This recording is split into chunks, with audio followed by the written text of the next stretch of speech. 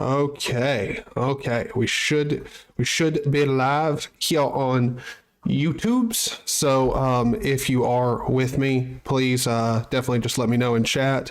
I've got it loaded up here, and yeah, we're gonna give it a couple minutes before we start loading up, doing any install things, anything like that. But I just want to go ahead and let you guys know if you're at all worried about being able to see anything on the screen. I know this is a wonky setup for doing a live stream recording with a webcam like at the monitor. However, the way I've got it loaded up, the text should be big on the screen, so you'll have a fair chance of reading it, as well as I'll be reading off anything, you know, that I'm doing. I'll explain what everything that's going on. So hopefully it's good. You can see everything well. Blackheim, the majority of this stream will just be pressing enter over and over. Yes, it will. Yes, it will. OpenBSD, if I assume you're already familiar with installing it, it's very much straightforward. To be honest, I would compare it to the Arch install, but I don't even think that's fair, because the Arch install doesn't guide you the way OpenBSD does. Like Arch, I mean, as long as you have another device to look at the Arch wiki, you're fine, and it is guided. But with OpenBSD, I mean, really, you don't need any resource. It's going to walk you through it all. But yeah, so we're gonna continue talking for a little bit, make sure that anybody else who is looking forward to the stream and wants to see it is able to get in here. But once we start, I'm going to move my microphone back out of the way, turn around, and we'll get started installing it. I am going to go through and do some simple stuff that you most likely already know about, but just for anybody who's really new to Linux, OpenBSD, anything, I'm going to go through, you know, turn off secure boot, which I've already got it turned off, but, you know, show you, make sure you need to turn off secure boot and all that good stuff. But yeah, how has your day been, Blackheim? How's it been? Hopefully it's been like mine. I've had a really good morning. I was able to get out, get some breakfast. I got me a cold brew coffee, so I am very much energized. I've got me some water over here, and Buddy is over there gnawing on a bone right now. I hope this isn't too disorienting, but just so you can get a look at him. Oh gosh, don't break my setup. Hopefully you can see him. It's still on the screen. Hopefully, I have no idea, but he's over there gnawing on a bone. He's having a good time. Just a delightful, good old time. But let me see. I think that's where I had it. I believe so. Hopefully. Oh yeah, now it's showing up on stream. Yeah, that was a good shot. You can see him. You can also see my screwed up pillows and the automatic dog feeder next to my bed, because, you know, I'm living high class here, for sure. But good to hear it's been good. I mean, like, to be honest, today I don't know about where it is, where you are, but here, I mean, it's actually gorgeous outside, which is way better than it's been. It's been really cold. Yesterday it was pretty nice outside, and then it got dark, and that temperature dropped so fast and so bad. So, but I think we've waited long enough. I think we can go ahead and get started with this good old install. So let's go ahead and do that. Let me move my microphone out of the way. We'll get it moved right here. That should be just fine. We shouldn't be having any issues there.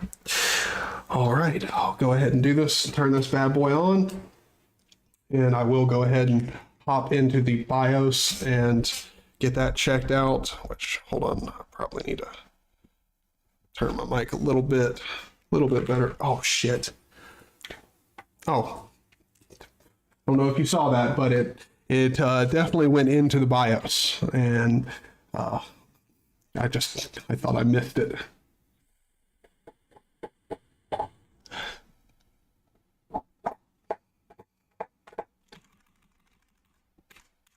Okay, now let's go over to boot. Just in case you're new to this type of thing, what you're going to want to do is over in the boot section of your BIOS, you'll want to go into secure boot.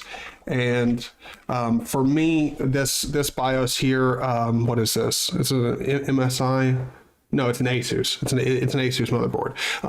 But inside of my motherboard, there's just Windows UEFI mode, which is essentially like the way they should name this is much different than the way they actually have it named. This should be on and off, but instead it's other OS and Windows UEFI mode. But other OS essentially just turns off secure boot. You're going to want to make sure you have that turned off. And hi, Alexander Augustus. Hopefully I didn't butcher your first name. I believe that was supposed to be Alexandre. I'm not sure. I'm horrible with names, so feel free to call me stupid and correct me in chat. I have to go to my lunchtime. Oh, okay. All right. Well, thank you for stopping by, man. Hopefully after lunch you'll stop by back again or watch it afterwards, and it hopefully will be of use. But so we've got secure boot turned off, and then for me, I don't. As far as I know, OpenBSD works fine in like UEFI. I believe there's an extra step that you have to go through to get it working in UEFI mode. But for me, I don't have any issues not using UEFI. So for me, what I need to go and do is if I go down here into this CSM, which is essentially compatibility support, I can go down here and change for my boot device control. Most motherboards you'll have UEFI and then legacy, just the two options there. For me, I have UEFI and legacy, and then legacy only and UEFI only. But I just choose to use them both. That way, whatever I'm using, it just works. And so bada bing, bada boom. And then you want to make sure that you're booting from your actual USB drive. And if you are like me and you used poopy. What am I trying to say? You used Belina Etcher or whatever. You'll end up with a UEFI partition and the regular one. Just choose the regular one. I like NetBSD. I actually haven't checked out NetBSD, but I have heard great things. You can call me Alex, buddy. Thank you. I will do. But yeah, I haven't checked out NetBSD, but I've only heard good things about it as well. So might end up giving it a look before too long.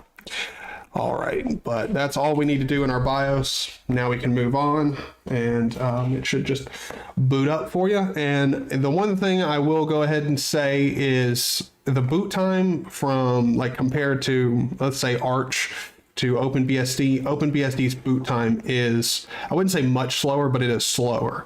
Not by much, but I have a NVMe drive, and even when I'm booting off the NVMe drive, it's going to take me about 10-15 seconds to get into to my TTY. However, on Arch, I could get into my install in about 5 seconds. So it's just about an extra 10 seconds. It's really not a big deal at all. It's just it is slower.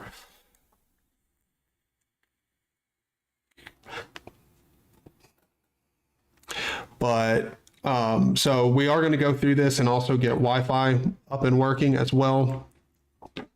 But just in case you're unable to read the screen, which I totally understand, I'm recording off of a webcam right now. I understand that. So it's loaded up everything, and then we get a few options here. It says, welcome to the OpenBSD/AMD 64 6.8 installation program. And you have the options of I to install, U to upgrade, A to auto install, or S for shell. And we're going to go, it's slow, but at least it's not system D. Yes, sir. Yes, sir. Now, I will say this much.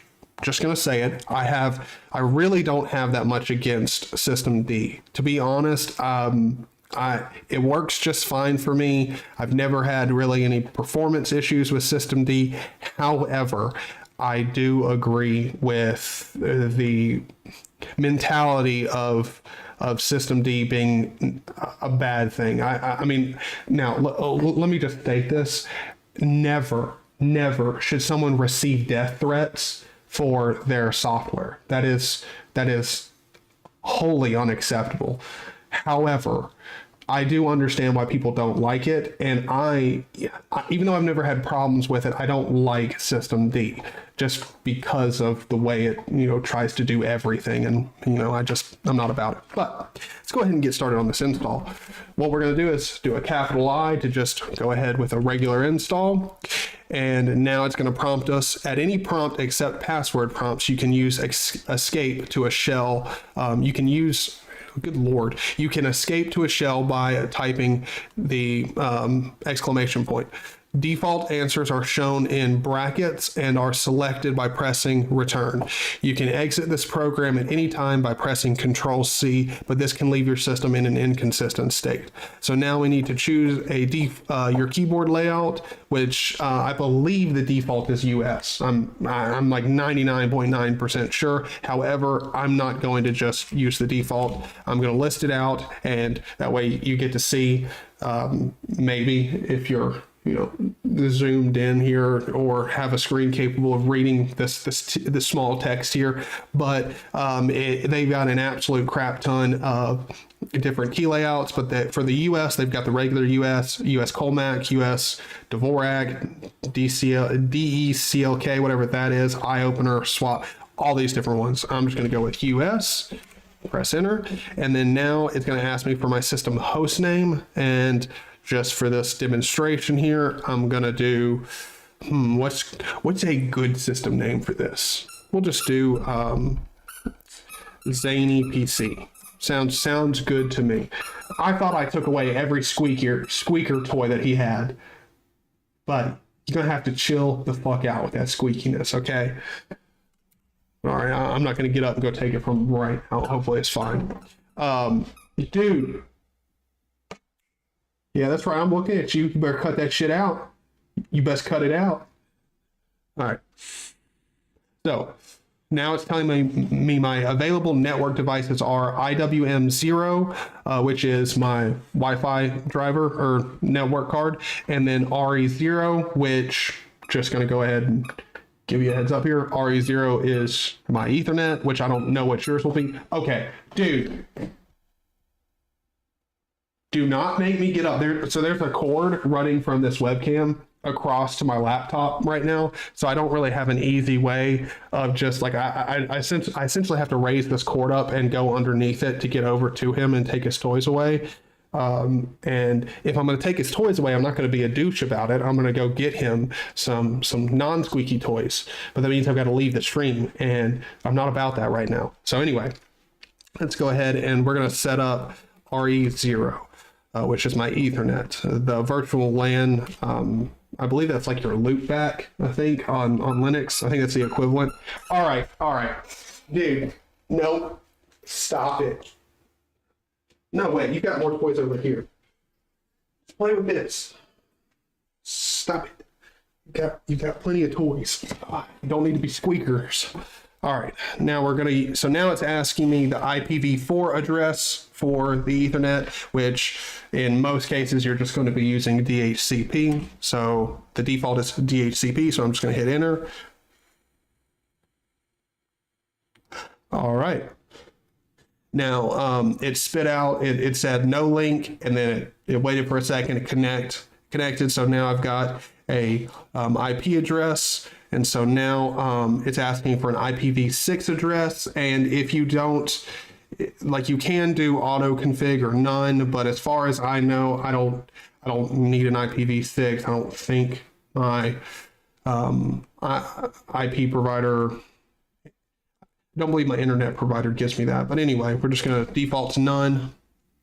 And it's now asking if I want to configure another network device, which we're not going to do now because over here on my laptop, I've got the wireless networking page for OpenBSD open. So if you search OpenBSD Wi-Fi, you'll get this, the wireless page of the handbook. And essentially what it tells you in here, so like I need some proprietary firmware blob for my computer. And so what I'll need to do is run I'll need to run fw update and get it. I believe that's how it works, because if I try and do it now, I believe I've got to reboot to be able to install those firmware blobs. I'm not completely positive about that. You might be able to do it here, but anyway, we're going to go ahead and select done, and then I'm just going to ask you for a DNS domain name, which I don't exactly need one, so I'm just going to do my domain. That's fine. That's the default.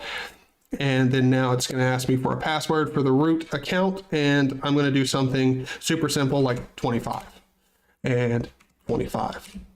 So now it's going to ask me, do I want to start SSHD by default? And I'm going to say yes, because I do want to be able to, SSH in my system. And then do you want the X Windows system to be started by ZenoDM? And its default is no. If you have Ethernet connection, it'll run FW update upon the first boot to get the firmware. Perfect. Okay, so it does it automatically. Awesome, awesome, love it. Okay, cool. Well, then in that case, we'll just do it right after that, or we'll just set up the Wi-Fi right after we boot up. Because I actually didn't do that on my first install and checking out OpenBSD.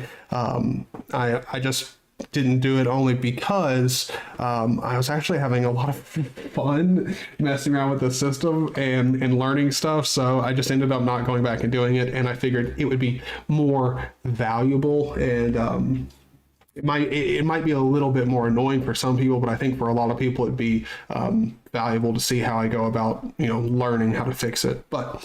Or set it up. But anyway, do you want the X Windows system to be started by ZenoWM? No, because I'm going to use my own, or I don't really like using a login manager, and I've seen OpenBSDs and it doesn't look all that good to me.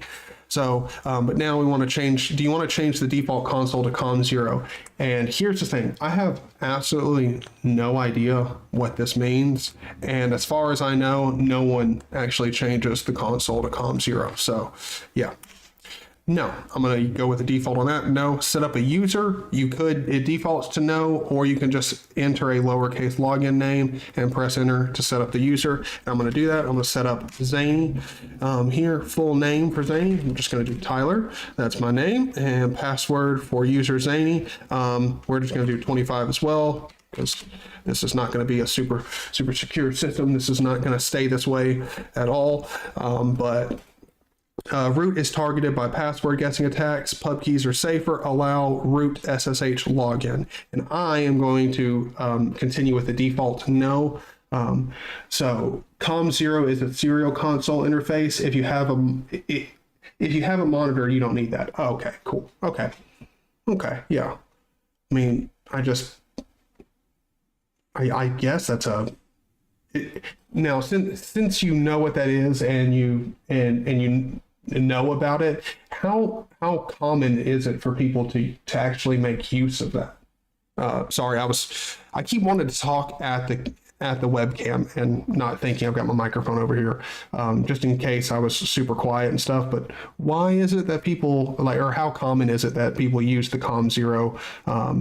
Do people is that like a common thing? But thank you for sharing and informing me.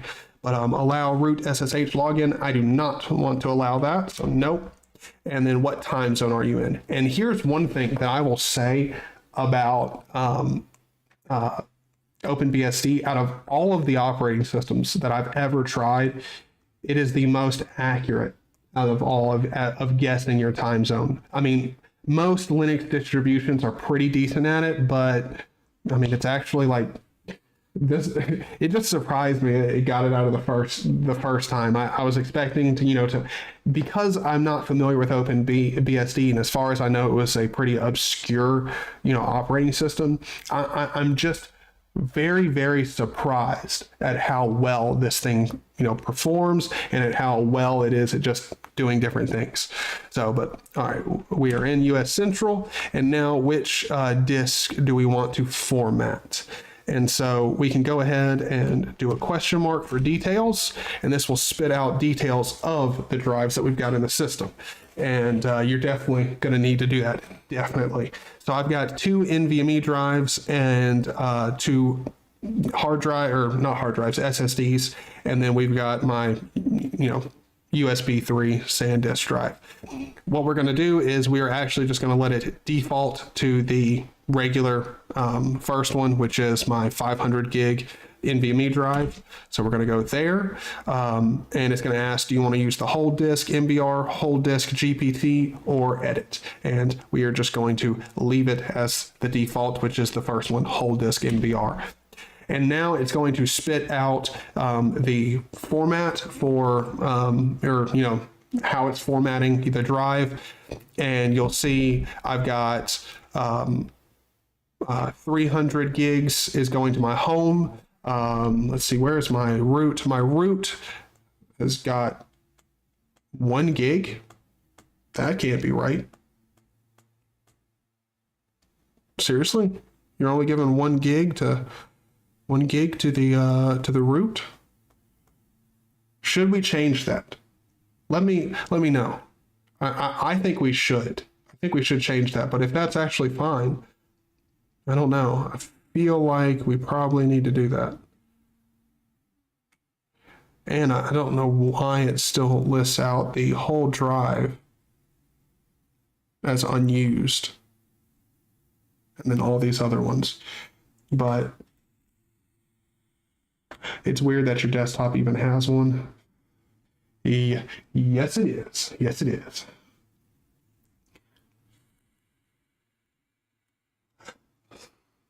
But I'll let you guys let me know. So hold on, let's see. Let's press. So we've got the different options. We've got use auto layout, edit auto layout with E, and then C for custom layout. I'm gonna do E. First question mark. Okay, suffixes can be used to indicate units other than sectors.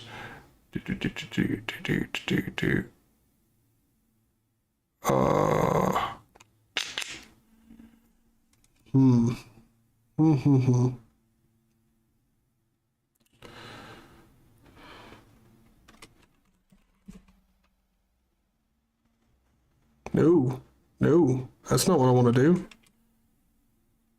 What?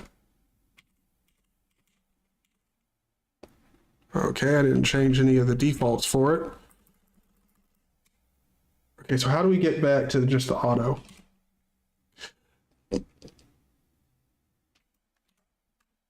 Oh, okay. Okay.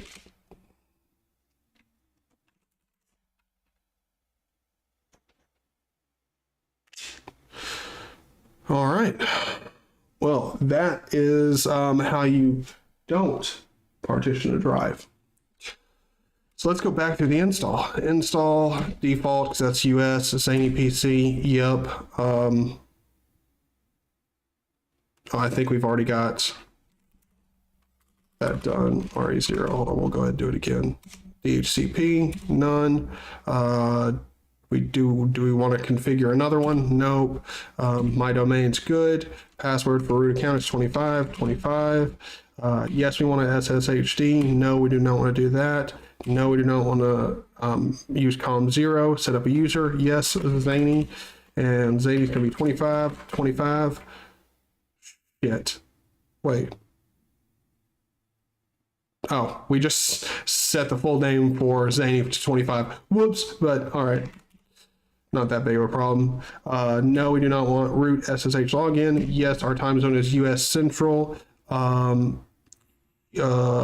Question mark, make sure SD0 is the 500 gigabyte one. Yes, it is. So we will format that. And we want to use whole disk MBR. And okay, so it's still giving us 1 gig for the root drive. Okay. What are you expecting to be there that's not going to any of the other partitions? Yeah, you are right. Fdisk is not very user-friendly. I just use the default. My current install only has about 128 megabytes used. Okay, cool.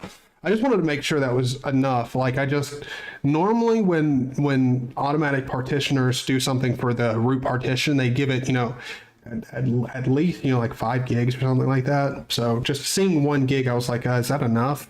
But yeah, I mean, I know I'm not going to be installing anything. I didn't notice that it gave just 1 gigabyte to the root partition the first time I went through the install. But yeah, so we'll go ahead and use the auto, and now it's spit out all that it did. Which disk do you want to initialize? We're going to do done, which is the default.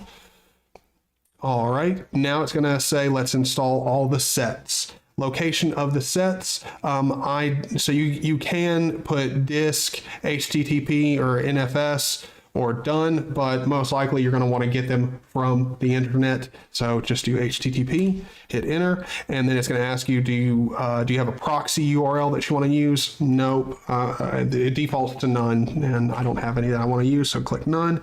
And then it's going to ask HTTP server, and it spits out a default, which for me is the OpenBSD mirror.constant.com, which I believe is the one that I used last time.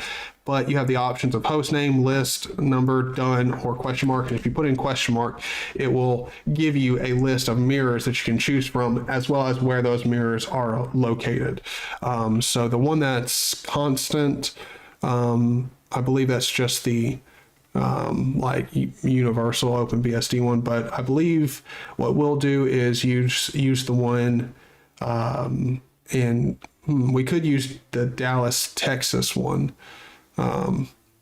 Could use that. So let's quit out of there, and you can leave that by pressing Q. And then we're going to do, if we type in 10, that should select that one. Yep, that's it. Cool. So now press enter. Server directory, and you should just default the regular one.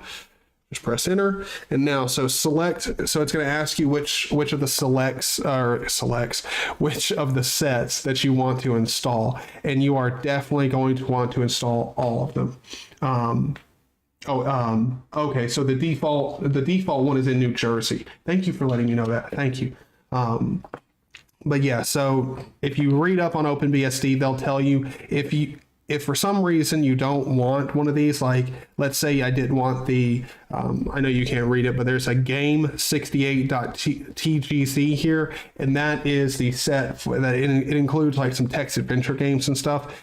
For one, all of these sets don't take up that much space at all, so there's really no benefit to not installing them. And if you don't install all of them, it can make updating the system and stuff much more complicated. So just in all reality, install all of them. Don't worry about it. So just click enter again. It'll say done. And now we're going to go through and install all of those sets. And I will go ahead and say, apparently a lot of you find OpenBSD super interesting, because for one, this is one of my best performing live streams, and the video that I posted on OpenBSD yesterday is getting like 3 to 4 times the amount of normal views that a video that I put out gets. So I want to say I'm glad and I'm very happy that others find this interesting as well. Also, if you aren't already subscribed or haven't already clicked the like button on this live stream,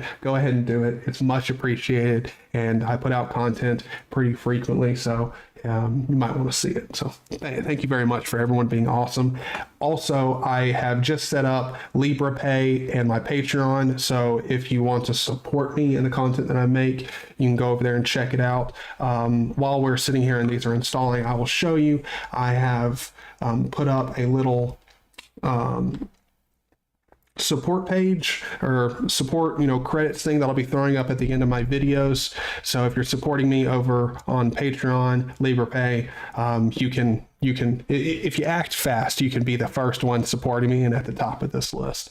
But I'm also putting up everyone who tips me over on LBRY on here as well. Now I'm going to just leave it to, I don't even know how many people are here. That's 3, 6, 9, 10. So yeah, there's 10.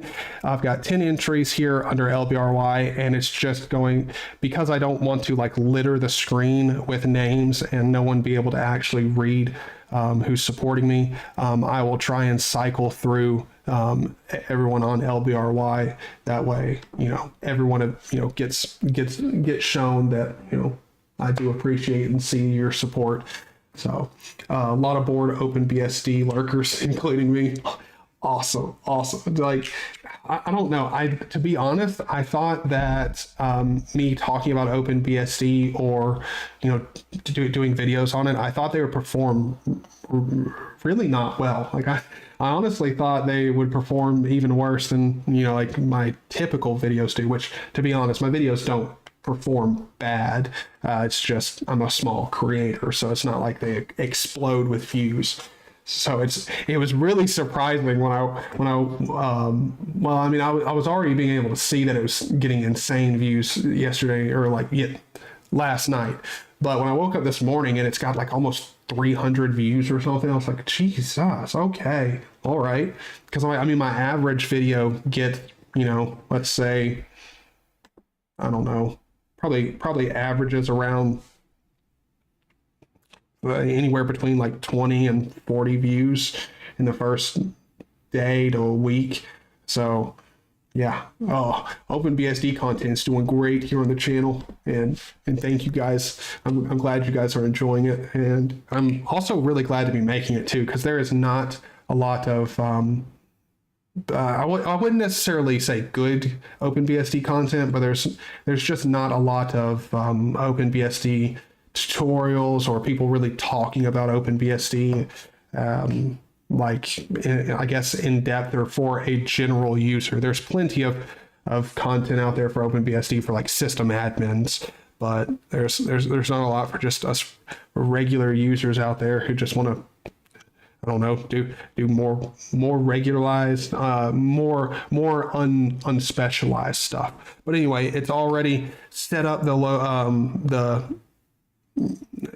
good Lord, it's already set up, installed the sets here. So now we just need to, it's asking locations of sets, and we have already installed them. So now it's gonna say the default to none or done, and we are done. So just press enter.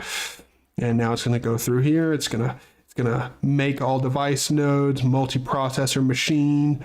And now the last thing it's doing is relinking and to create a unique kernel, because that's one thing that I found that OpenBSD does that's pretty interesting. It actually like jumbles up like I believe it's the file system, and like tries to essentially, like every time you turn off your computer, it tries to like jumble everything up so you could, like, I don't know, it's just like an extra layer of security, which is pretty interesting.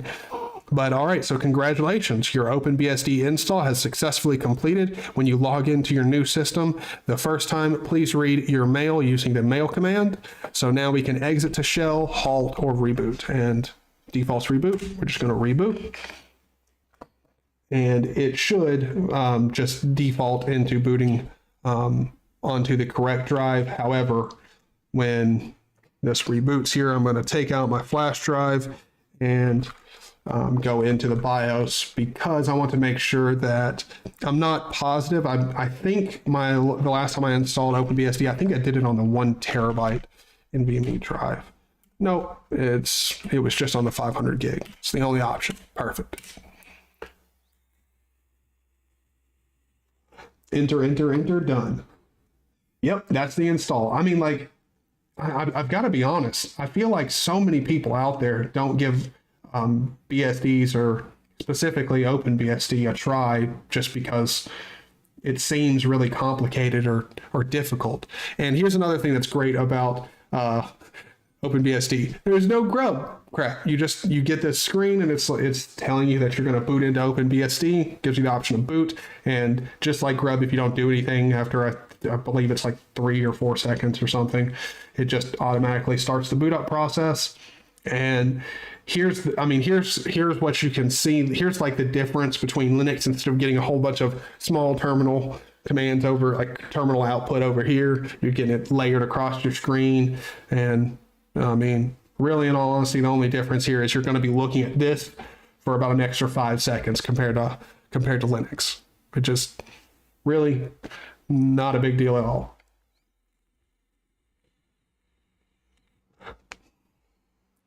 Okay, so the one thing that I can see that's doing here, it is installing the firmware for my AMD GPU and the firmware for my wireless driver. So after we get in here, we'll go ahead and get into my user's account, and then we'll set up the Wi-Fi, which hopefully won't be too difficult.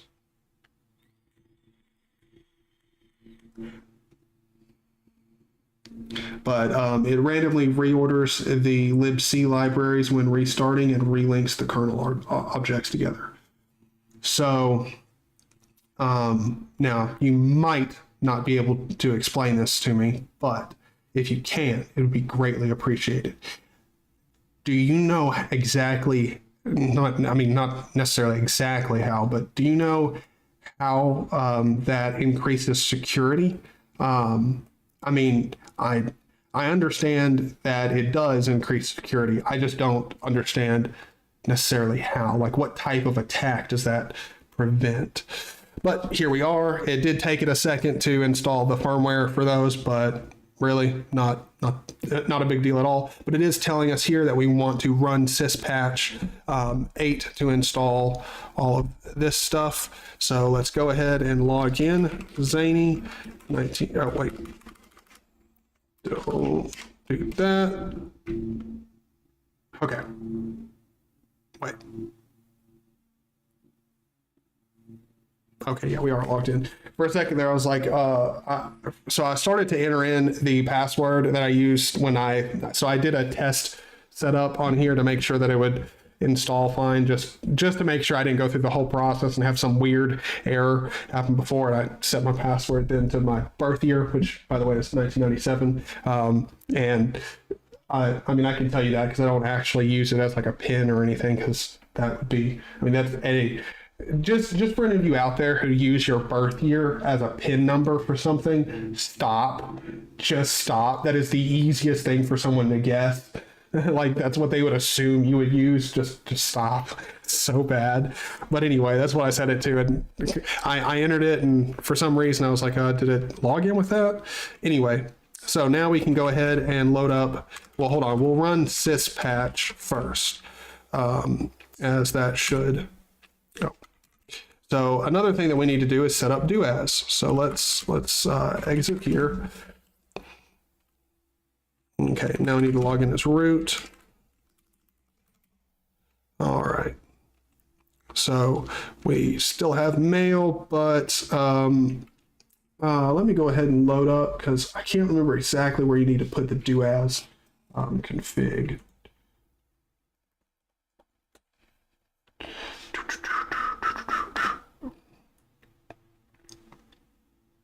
Okay, yeah, it is in Etsy.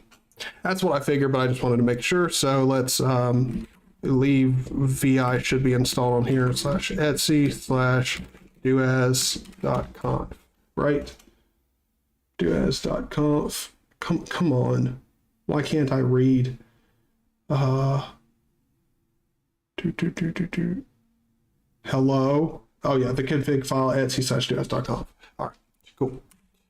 All right, and so now all we need to do in here is put permit persist Zaney, and now Zaney should be able to acquire root privileges. That is the one thing I will say about doas. I freaking love doas, and yes, we are in, boys. We are in deep. So now let's exit here, go back, and let's log in. Zaney 5 mail. All right, and so in here we get, here is one of the things that I find extremely, like, this is not something that is going to make your life like a ton better, but this is one of the things that I have to say, just in case anyone from the OpenBSD project ever sees this. This is the finest touch to an operating system I have ever seen. Let's go ahead, and they give you this welcome message here, and this is just awesome. So you get a welcome to OpenBSD message. Hold on, I need to read some chat. It randomly oh wait, hold on, I read that. It can mitigate / prevent ROP attacks, where someone manipulates return values from functions to other known spots. Interesting. By having libc functions living in different places, they are less predictable. Like it. Okay, thank you very much. Thank you. You seem way more knowledgeable than me. Thank you for taking the time to explain that. That's awesome. Sudo config syntax is almost as bad as Perl. Oh my God, yes. I hate sudo. Just sudo's a whole other topic. But you get this great welcome message when you come into OpenBSD. So this message attempts to describe the most basic initial questions that a system administrator of an OpenBSD box might have. You are urged to save this message for later reference. All right, for more information on how to set up your OpenBSD system, refer to the after boot man page, i.e. after you exit the mail subsystem, type man after boot. Like, here's something that I'll say about OpenBSD. At no point in my document, like in reading the documentation, do I ever feel like I need to read something else to be able to understand what they're explaining in what I'm reading. That is awesome. Like their documentation, bar none, best I've ever seen, ever. But so you've got, if you're not familiar with how to read man pages, type man at a shell prompt and read the entire thing. Pay specific attention to the man-k keyword option, which will permit you to find the man page you are looking for more easily. For instance, man-k Ethernet, the GNU,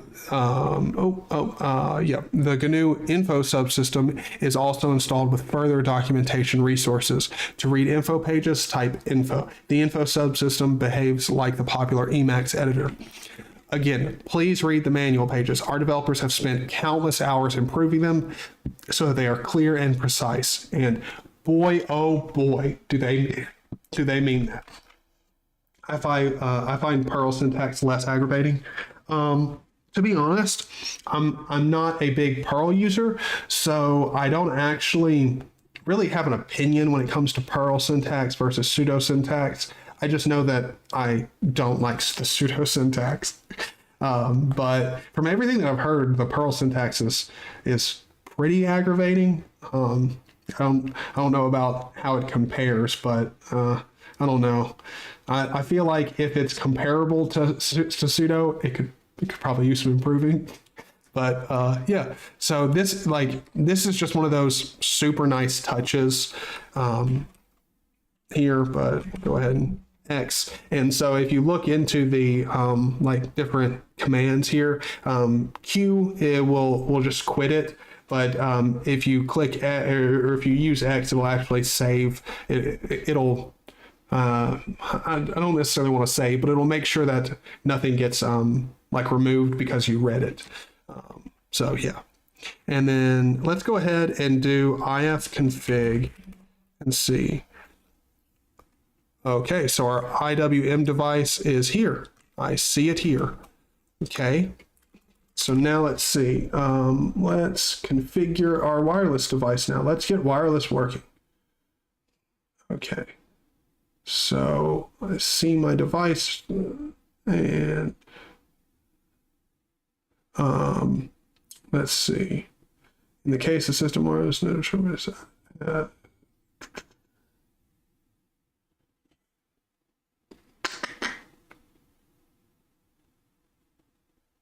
okay, no, I just want to, oh, there it is, configuring your wireless adapter. Well, if I could, read titles, that'd help out a ton. Is BSD similar to Linux? I'd like to try it out one time, but I'm scared of being forced to learn another operating system. Yes, it is like Linux. If you're someone who's if you're brand new to Linux in general, I would say look into OpenBSD and see if the the mindset behind the project and, you know, like what they value jives with you. Because if it does, most likely you're going to have a similar experience using it to Linux. Also, one thing I will go ahead and say, if you're like me and you like to produce content, OpenBSD is probably not the best choice for productivity when it comes to making videos and stuff like that. However, if you're not into recording your screen and you do videos like this, or not necessarily like this, but where lately I've been doing, you know, like recording with my phone using my Blue Yeti, because my phone actually does have like a better camera than any webcam that I have, and I have a really old DSLR, and it's actually like on par, if not better than that one. So I use that, and I can take that footage and that audio into OpenBSD, use Kdenlive, and I come out with, you know, a solid product. Like, I mean, I can do that. But if you're someone who's looking to use OpenBSD to record your screen, do stuff like that, you can do it, just it's going to be much more challenging because there's not a tool like OpenBSD or I keep wanting to say OpenBSD when I'm talking about OBS. OBS is not on OpenBSD, so it's a little bit more challenging. You're going to have to learn how to use FFmpeg and like create a script using something like AuCat to record your audio, which is a program for recording audio in OpenBSD. But yes, it's very similar to Linux. And I would just say, look into the project. If it's something that seems very interesting to you and you like their mindset and how they approach things, it's definitely an operating system to look into, as well as their documentation is superb. So I wouldn't worry about having to learn it. They make it very easy to learn it. But you can think of them like distant cousins. Yeah. There are quite a few similarities, but they're definitely not one-to-one. But so what we need to do here to connect, let's see, adapters based on supported chips can be used like any other network interface to connect OpenBSD to an existing wireless network. You need ifconfig utility 20.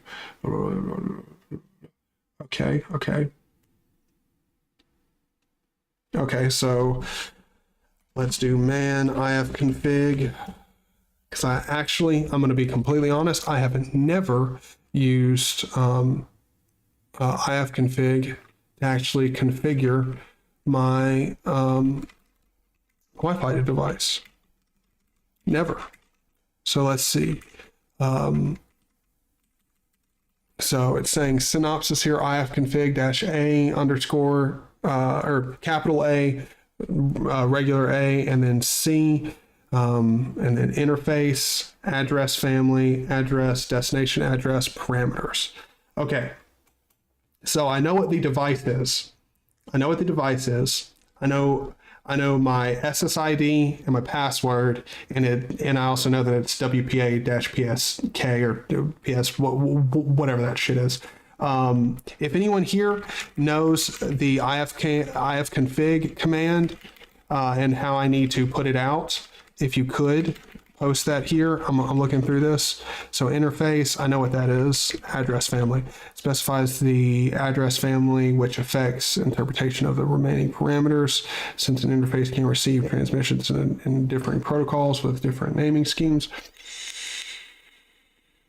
Okay, so the specifying the address family is recommended. The address or protocol families currently supported are INET and INET 6. So most likely I'm going to be using INET, right? And then address is the internet version 4 and 6 addresses in the form of a host name present in the host name database. So dot notation IP4 colons.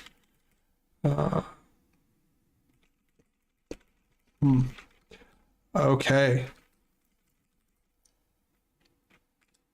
So I'm reading through this here, and I'm just a little bit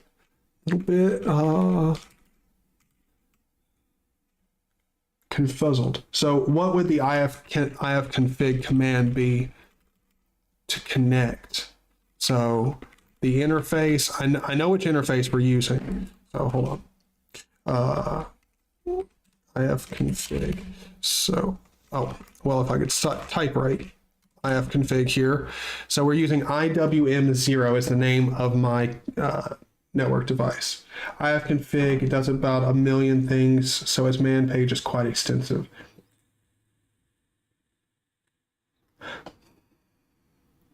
Okay, you use the hostname.if to do wireless.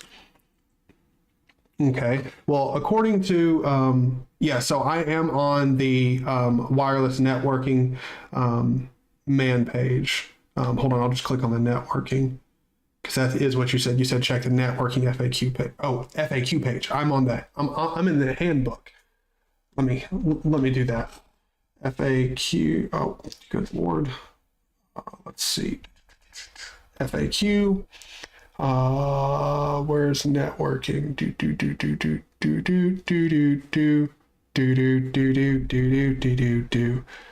Okay, package management.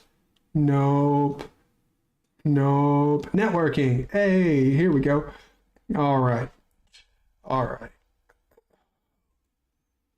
Well, so I've got okay. I'm a little bit lost. Okay. I wouldn't say that I'm the newest Linux user, because I'm currently using Gentoo. Oh, mad respect for you. Mad respect. I've tried getting into Gentoo multiple times, failed epically every single time. But I still have a lot of respect for the distribution. I think it's a really great distribution. I wish I could use it. But I also wouldn't say that I'm able to operate my system without help. To be honest, I feel like just about everyone is. Like, no matter where your level of skill is, there still comes a point when you need to ask for help for stuff. But thanks for the answer. I'll look into it. Sweet. Yeah. Hopefully you like it. But stick around. If you're here and you haven't already liked the video, please definitely go ahead and hit like, hit subscribe. I do videos pretty frequently, and I hope to see you around MTXD02, and hopefully get to chat with you again and see how it's going. See if your venture into OpenBSD was good. But so here on the networking pages, I'm going through here, I'm looking, so here it is, wireless networking. Okay, the ifconfig media subcommand shows you the media capabilities of a network. We'll try it, all right, ifconfig, it's IWM0 media. Okay, cool.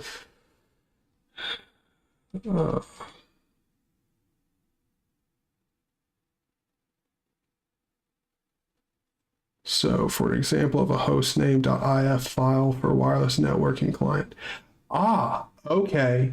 I got you. Okay, so hold on. Let's do this. Hostname.if file. Where are you located? Files. Oh, okay, so it's in Etsy. Okay. Well, everything's in Etsy. Why do I always even ask that question? vi/etsy/hostname.if. Okay. So let's go ahead, go back here, down to wireless networking. Cool beans. Okay. So what we need to put in here is join, and then my wireless, or my network name. Let me know if I don't have to put it in quotes, but it's got spaces in it. So unmarked FBI van-5G-2. That is my Wi-Fi name. I hope you enjoy it. Hope you find it funny. WA key, and then the password. And if any of you can see that, I know it is an awesome password. Oh. Okay. Oh wait, hold on. And we also needed to add DHCP at the bottom. DHCP. WQ. Of course. Permission denied. God, what the heck is going on? Hello? There we go. Okay. Now let's run it with duets. All right. Now let's try that again. Generally speaking, I'd recommend sticking with the official documentation rather than third-party stuff. Oh, I didn't even know. So the OpenBSD handbook is third-party? I didn't even know that. Thank you, man. That's awesome. Okay. You'll want to stick, you'll want to make a file called, okay. So the specific, what is going on here, man?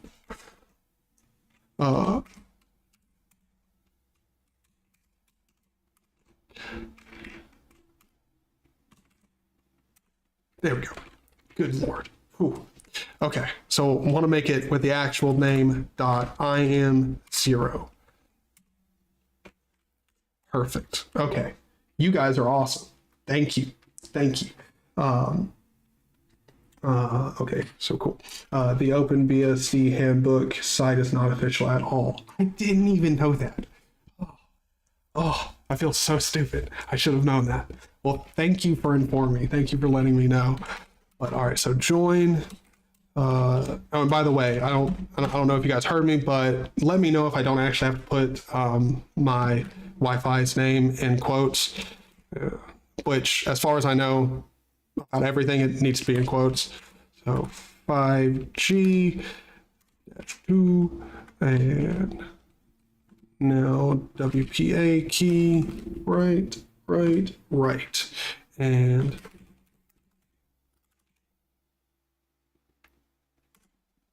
what?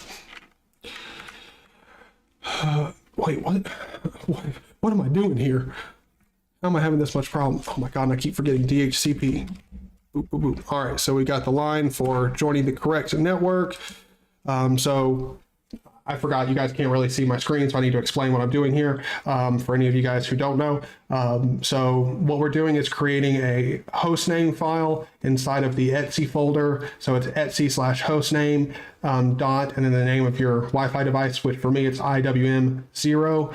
And then inside of the file, I'm putting join, and then in quotes the name of my network, and then WPA key and the password. You should only need quote if it has a space. So yes, it does. Mine does have a space, so I do need the quotes. But W quit, awesome. So yeah, that's put in there. Now let's see if we're okay. So I guess we just need to reboot.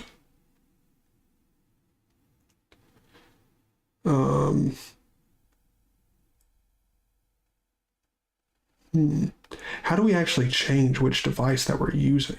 Let's find that. Here, hold on. Let's run ifconfig. Okay, so it's still saying no network on IWM. So we'll just try a reboot. Reboot. All right, so we'll go ahead and do a reboot and see if that fixes anything.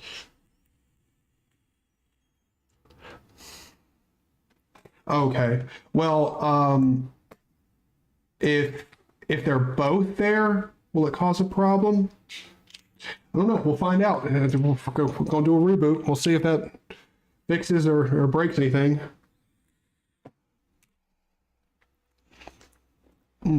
But again, thank you all for being here. You guys are all awesome. Thank you for chatting with me. Thank you for making this a very interesting stream. It's awesome. but I don't think I'll be able to use OpenBSD anytime soon because of the lack of Wine/Proton support. I like to play games like Doom Eternal, so yeah. Oh yeah, I totally understand. Also, I have a GTX 1070, so no chance. Ah, yes. Yes, I totally forgot to mention that. Yeah, there's no NVIDIA support whatsoever. That's a big thing. As somebody who, like, I refuse to purchase. Oh, it's using IWM,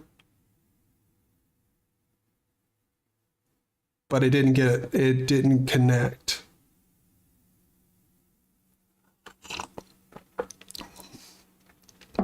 Okay, so Etsy/hostname is insecure. Okay, so it fixed the permissions for it, which I don't know how it wasn't secure, but all right. So we still didn't actually get Wi-Fi working. Oh, good Lord, I didn't realize it asked me for that. If I can pay attention, let me log in here. Perfect. Okay. And so you will see, I don't know how clear it is, but after that reboot, it does a reboot up and the system has a much better font. I believe it's the Terminus font is what it uses. You can move the Ethernet hostname.if file, then use sh/etsy/netstart. Also trunk your Ethernet and Wi-Fi into a single pseudo interface.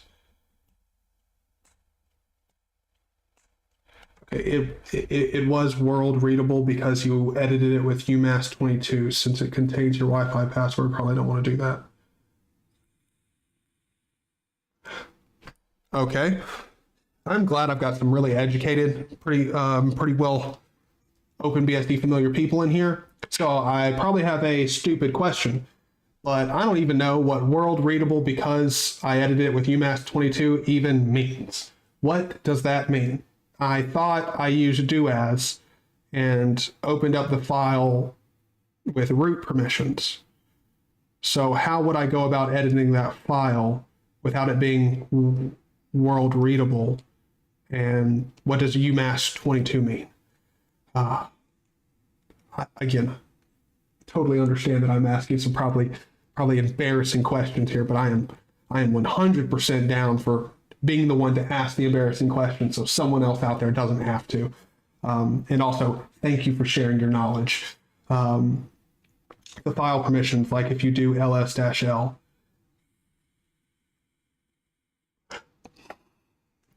Yeah, well, hold on. So cd into /etsy.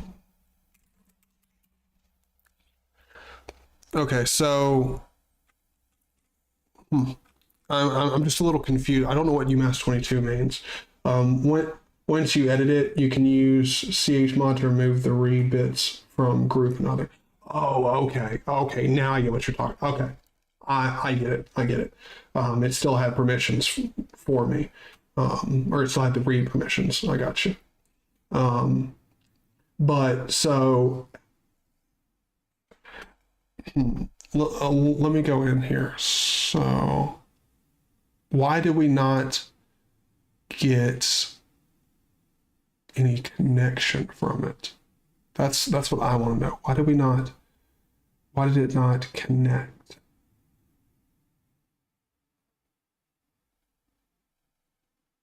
I mean, I understand I could trunk them both into, like, I do see what you're talking about here, where you can trunk it into like you can trunk them in together into an interface. I do see that here, but I don't think that will just fix the Wi-Fi not working.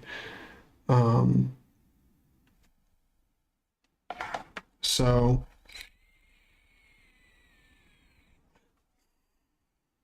is there something else I need to do? So, like, hold on. Inside of my Etsy folder here, we've got my host name. Wait,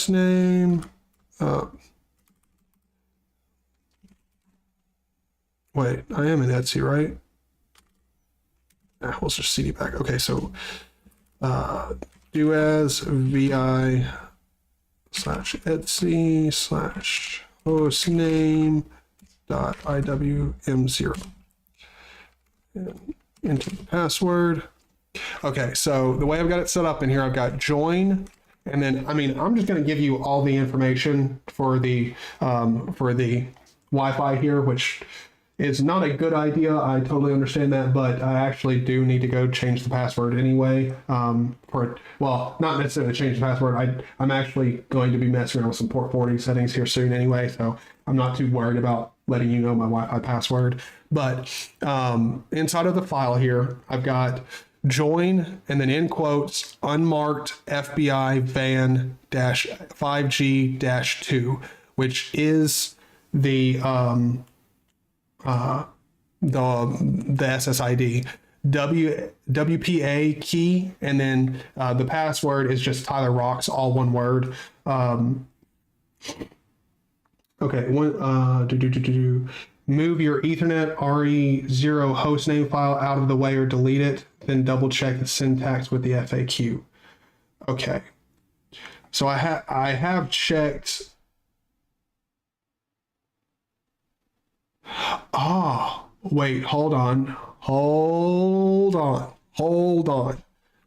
You are right, because for multiple access points, it needs to be join and then all the different ones. However, it says here an example for a wireless network client might be, and it's just got one and then DHCP at the bottom, and instead of join being the thing that you do, it's network ID, so NWID, and then space, name of the network, WPA key, and then the password. So, okay, we'll try that. Do as reboot. Probably don't need to do the reboot, but just to make it simple, that's what we're going to do. If I'm being stupid, let me know. There's a better way to do it, but I am using double quotes. As far as I know, that's what I should be doing. As far as I know. Let me know if that's not what I'm supposed to be doing. But let's go ahead and boot up here.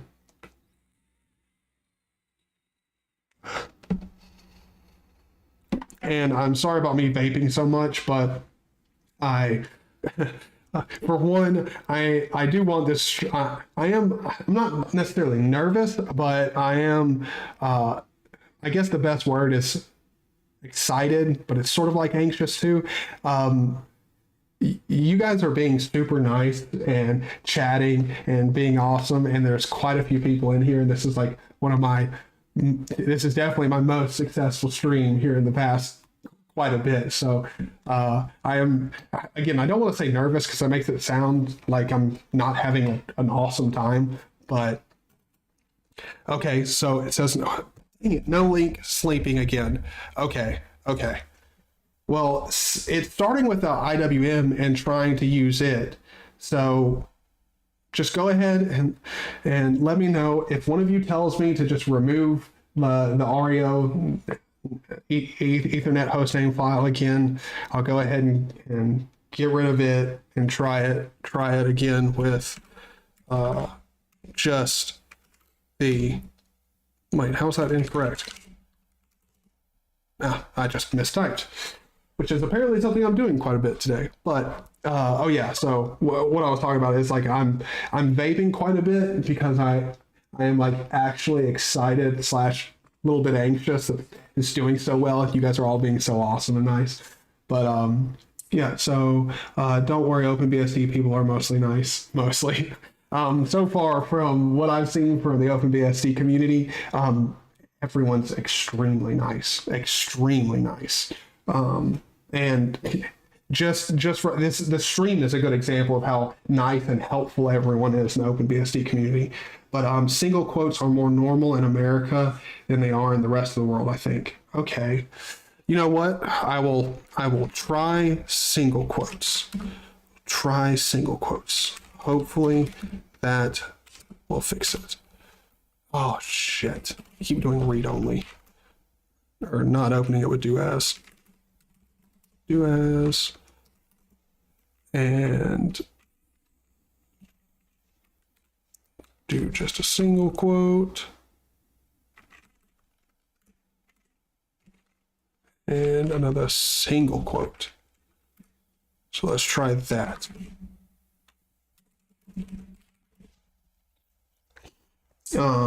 But yeah, like, I mean, you guys are all just so awesome. But also I will say, another reason that I'm vaping quite a bit, if any of you, for one, I do just want to go ahead and say this, if you're not an ex-smoker or not somebody who's already addicted to nicotine, please do not take this as me telling you, like, or trying to entice you to go vape. Just please, God, if you already don't have a nicotine habit, don't start one. Just don't.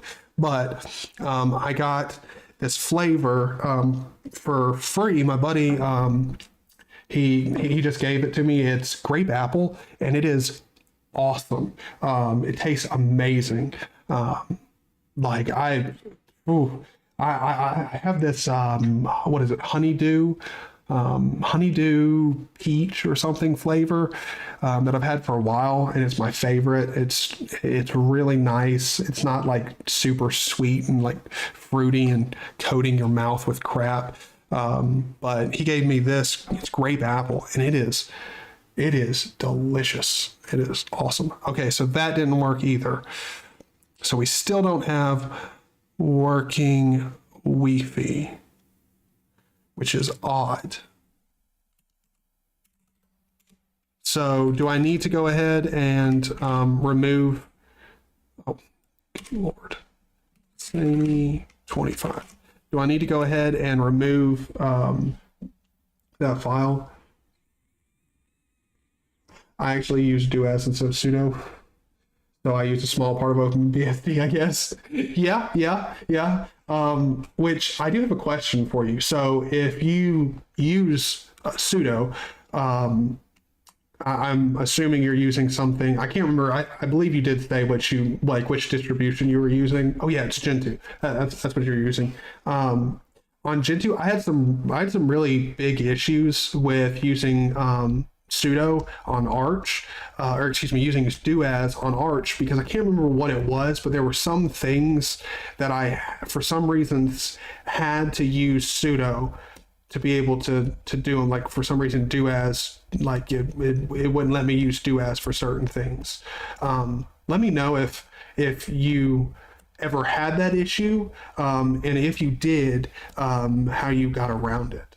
But Wilson, nicotine withdrawal was horrible, bad memories. Yes, I've tried quitting smoking 3 times now, and it is horrible to try and quit. It the longest that I've gone trying to quit was 3.5 weeks, and at the end of the 3.5 weeks, or at the end of my 3.5 weeks where I was trying to quit smoking, I ended up just starting back, because it wasn't even like I had gotten over the cravings, but I genuinely, like, I didn't want to smoke, because I guess I do need to preface that with I was vaping at the time. Like, I was trying to quit vaping, and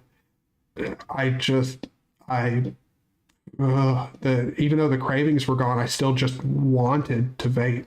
And so I've gotten off of it. But yeah, the nicotine withdrawals are freaking awful. You can just move the Ethernet hostname to another location. It may be conflicting with the startup. Okay, we're going to try that. So doas mv/etsy/hostname.re0, and we're going to move that into do that into /hostname.re0. Just put, actually no, just put it in the home folder. Okay, so now if we ls, cool, it's here. Sweet. All right, so we moved that out, and now let's try it again. Maybe you forgot to make an etsy/doas.conf. No, I made it on Arch, because like doas would work for like, I mean, I used it for most things, but I can't remember for the life of me what it was that would require me to use sudo to be able to do it. And it wasn't just one thing. I think it was two. It was just two things, but it annoyed the hell out of me because the whole reason of me using do as was so that I didn't have to have sudo on my systems. But I don't know. Maybe it was a bug at the time that's been fixed. But yeah. I actually need to, since I've got Arch over here on my laptop, I need to just go ahead and remove sudo and use do as on here. I haven't done it yet. I need to. I smoked from the age of 12 to 30. I was an absolute mean SOB for like a month or two while quitting. Yep. That's another reason why I don't want to quit. I have, the last time or actually the time in which where I quit smoking, I actually quit smoking for 2.5 weeks. And then because I was going to go back, I just went and started vaping instead of going back to cigarettes. But for those 2.5 weeks, I think for the first week, I was just grumpy. But that next week, no, actually, no, what I would say after about the third or fourth day of quitting, I turned into the most insufferable asshole around. I was just short-tempered. I was not myself. I'm normally a very laid back, very relaxed, happy person. It's very hard to get me upset. Like you can aggravate me or upset me, but it's really difficult to get me upset, like upset.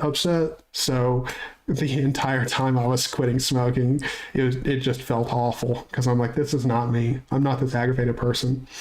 Oh, I think I know what you mean. I couldn't remove sudo on my previous Arch installs because Yay was dependent on it. That may have been it. No, because my problem was like running certain stuff. Like, I'm just going to give an example here. Now, this is not what was going on, but when I would try to run sudo to, let's just say for the example, this is not, I'm not saying this is what happened, but let's say I try to update, my system pacman-syuu or SYU, frick, you know what I'm talking about. Anyway, try to update the system on Arch. It would say do as would just not work, and I'd have to use sudo to do it. Again, updating the system I could use do as for, but I can't remember what it was that would conflict and tell me I needed to use sudo. But maybe making a symbolic link for sudo to point it to do as would work.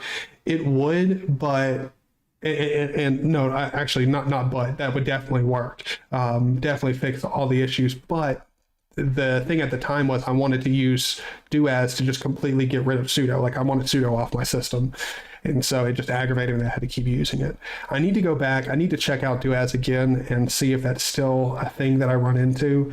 It's probably not. I'm sure it was a bug that's been fixed. But all right, while we're talking, I should probably just go ahead and reboot the system and see if the Wi-Fi works now. So we can keep on talking and chatting while that does its thing. And hopefully this time we will boot in and have Wi-Fi. But the live stream here is mainly, I really don't want to end the live stream until we've got Wi-Fi working. And, I've gotten, X installed with a window manager. I'd love this stream to end off with a fully functional BSD system with Wi-Fi working. Now, granted, I will say one thing. When I tried Debian, we're already, I mean, we're an hour and 20 minutes into the stream, granted, but when it comes to Debian, we are already farther in the OpenBSD process of getting the Wi-Fi working than I ever was with Debian. Because Debian, I would use the unsupported version. Come on, IWM, link up, boy, dang it. And it sleeped again. Okay. So for some reason, we're still not getting it working. Let me go into the hostname file. Let me see.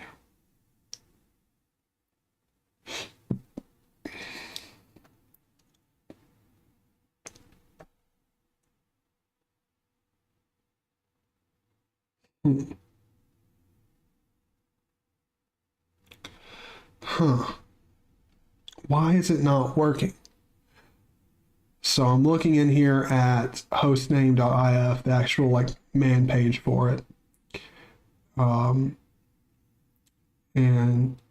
yeah, so my password is a WPA2, I think, like the WPA2, like SK or whatever. Could it be that WPA key is just meant for like a simpler password? Maybe I need to use something different. Maybe I need to use like WPA2 key or something. I'm not really seeing anything in here talking about it. But yeah, so if any of you guys have any recommendations or anything, let me know. Let me know.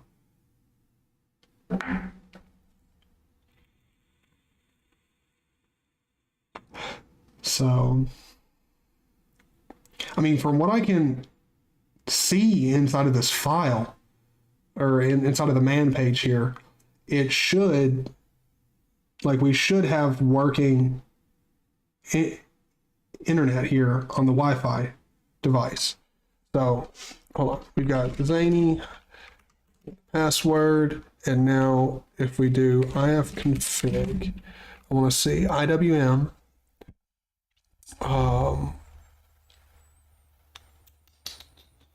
IWM groups WLAN egress. So status is active. Oh wait, hold on. Wait, what? It's saying network ID unmarked. Hold on. We might have working internet. I might just be crazy here. Ping archlinux.org.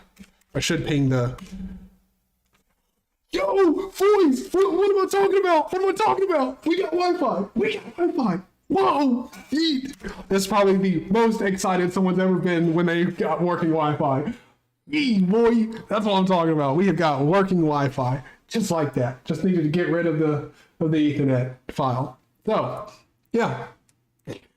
Went from really excited to trying to get back down to level now. That is awesome. I feel extremely excited. Wi-Fi is working. And if to be granted for anybody who's just coming into this stream and you're like, why is he so or you might be like, well, obviously he's so excited because it's an hour and a half into the stream and he just now has Wi-Fi working. If I had listened to all of the fantastic people chatting in chat right now, we would have had working Wi-Fi 25 minutes ago. I just didn't think that moving the Ethernet hostname file would actually fix it. Eat. All right. So what window manager do you usually use? I'm using DWM at the moment, and I love it, except for the patching. I am glad you asked, sir. I am glad you asked. I am using Spectre WM right now. Now, I'm going to be installing Spectre WM and using it here on this machine. Now, after this live stream and everything, I'm going to go back through the install and everything and redo it, just because I want to have a different password, and I'm also going to need to change my Wi-Fi password after this. But anywho, I already needed to do that. Tyler Rocks is a really easy password, really easy, and it also, I've always loved that password. We've used it for years now because anytime someone comes over and it's like, "What's the password?" They always get a good kick out of it. It's just my name Rocks. So, but anyway, I use Spectre WM, and if you're like me, you've never checked out Spectre WM. I checked out Spectre WM specifically because over here on I almost said OBS now, OpenBSD. There are good tiling window managers on here, like DWM is on here, and you can use DWM. I use DWM on my Arch install over here on my laptop. However, I have gotten, just like you, you said you love it except for the patching. I've gotten extremely tired of patching the damn thing, as well as SC.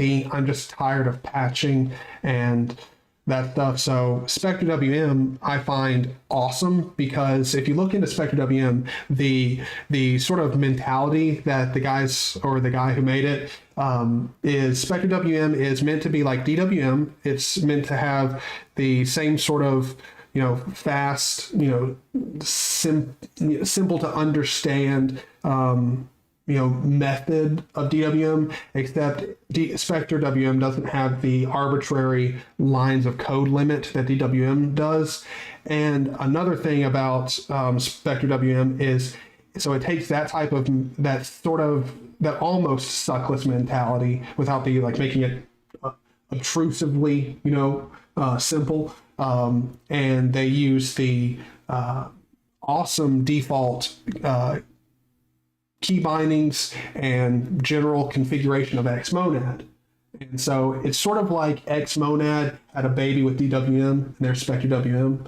So it's, to me, I love Spectre WM. I've really fallen in love with it. I'm still going to keep DWM over on my laptop just because I've got it patched and set up the way I want and all that stuff. And I mean, I do like DWM, but Spectre WM I find much more enjoyable. Good Wi-Fi password.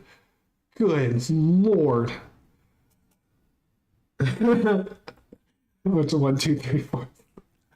That's good. That's good. I like it. Dude, oh.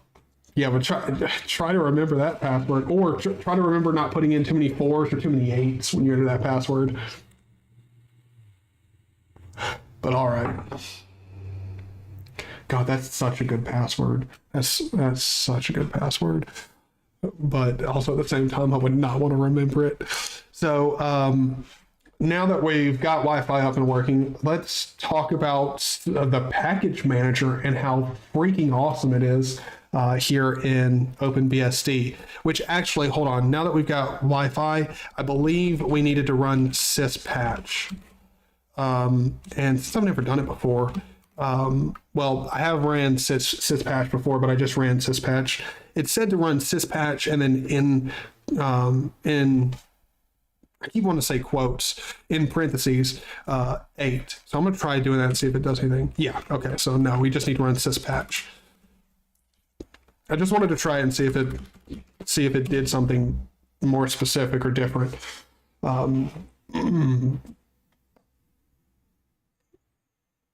Did I mess up the password? I ran do ask syspatch to update the system and entered the password, and now it's like it's frozen for a sec.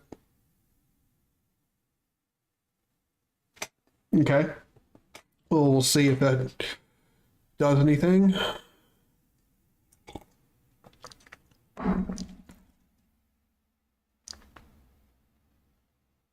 Hello?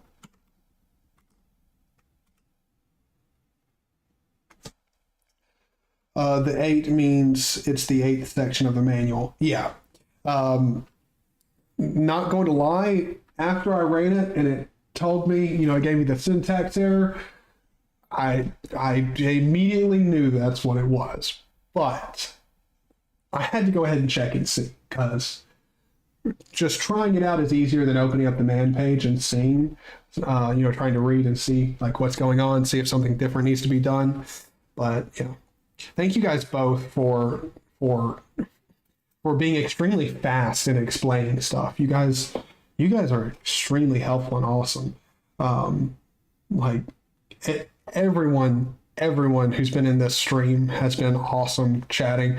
By the way, I'll just go ahead and say it again. If you're just now joining in the live stream, definitely hit that like button. Let YouTube know that you liked it, because it does genuinely help. And it's very much appreciated. There we go. I don't know why it was taking so long to start doing stuff, but whatever. Syspatch should start instantly, so your connection is probably not happy. Yeah.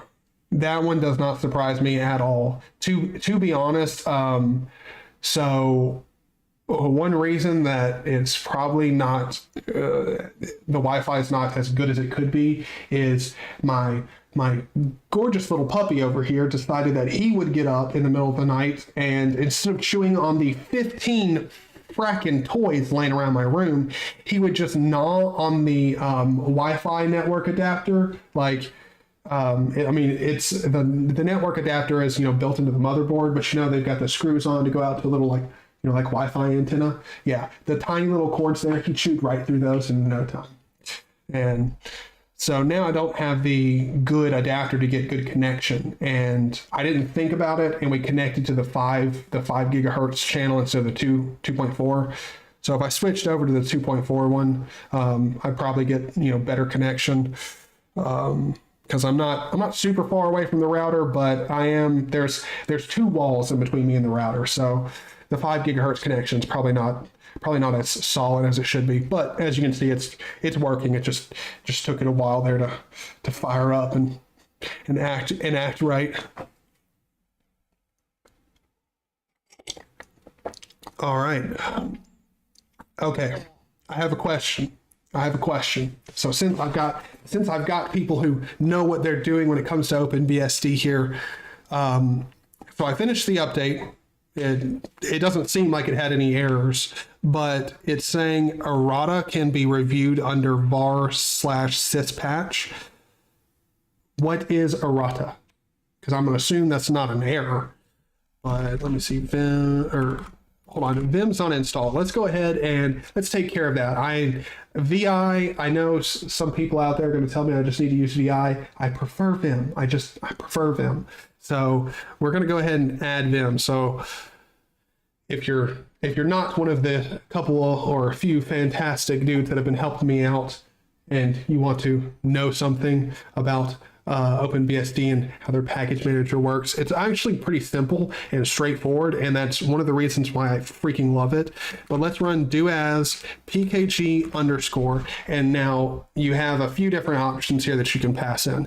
You can pass in add to install a piece of software, remove to uninstall a piece of software, and then info to get information on a package. So let's do info and then Vim. And it's going to get the information for it, and it's going to take it a second because me Wifi is apparently having a little bit of a hard time today. But so this, oh yeah, I forgot. This is going to list out all of the different information for all the different versions of Vim available. So hold on. As soon as my Wi-Fi gets done spitting all these bad boys out, we'll go back over and I'll show you what you can do to get a more concise description of the package that you're looking for. So what it's doing right now is it's actually giving me the info for each individual version of Vim that's available to download, and I'll show you what I mean by different versions of Vim if you're unfamiliar, don't know what I'm talking about. Syspatch should start. Oh, I already read that one. If you want to look at the source code patches for the security/reliability updates, they are in that directory. Errata is the security/reliability updates. Awesome, interesting. Thank you guys. You guys are awesome. You guys are awesome. I prefer NeoVim, dude. Okay, so I'm glad you're sharing that, because I have an interesting question for you. I have never used NeoVim. I don't really have an intention on using NeoVim, so because Vim does everything that I want it to do perfectly fine. However, are you somebody, did you start with Vim and then moved on to NeoVim? And if so, why do you stick with NeoVim? Like what about NeoVim is better in your opinion? Also, I want to go ahead and check something, make sure I kept it the way I should have. Nope. Okay. Well, before I started the stream, I meant to turn it on to ultra low latency, but I didn't do that. So there is a bit of latency. So sorry about that. I need to make sure and do that. But anyway, so now we can do package info dash capital Q, and then the package name, and that will give you, once my internet here decides to kick into gear and do its thing. Awesome. So here you'll get, it'll list out all the different versions of Vim that you can get, you know, with support for different stuff or whatever built in. So, I mean, you can get Vim with, you know, Noah X11, Noah X11, Lua, Perl, Python, Python 3, Ruby, all that stuff. So for me, I'm going to go ahead and do package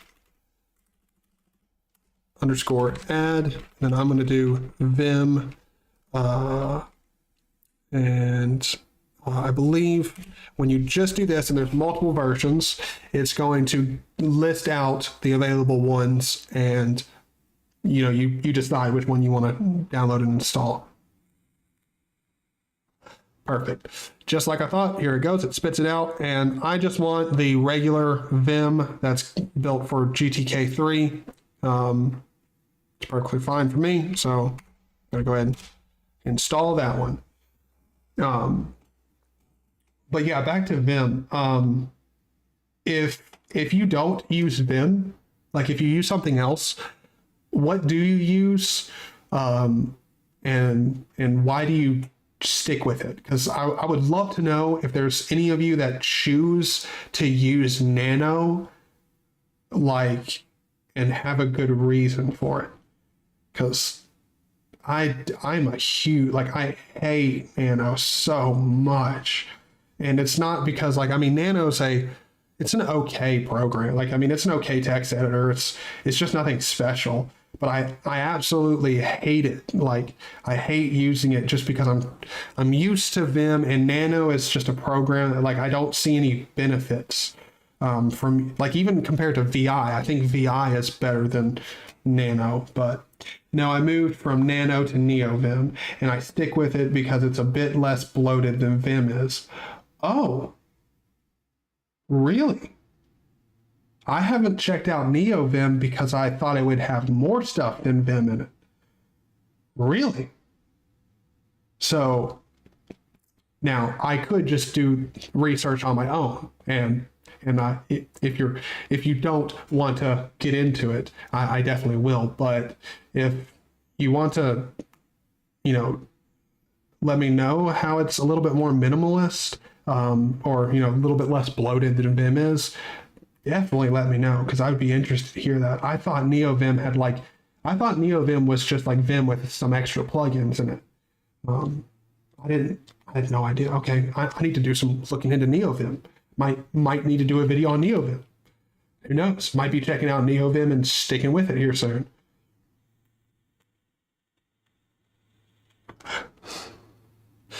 But now, when I set my system back up, I am most likely going to not set up Wi-Fi, because since I do have my computer set up with Ethernet, and it's obviously much faster than my Wifi, I'll probably just stick to using that. But for this live stream, I wanted to get the Wi-Fi working. I wanted to just show you guys that it's 100% possible, and for someone like me who came into this not knowing what's going on, we got it working, no problem. I probably could have gotten it working myself, but I'm not going to lie about it at all. Instead of it taking just probably, I want to say like 30 to 40 minutes with you guys essentially telling me, hey, just move the Ethernet host file or host name file out and it'll work, it probably would have taken me 3 to 4 hours to figure that out.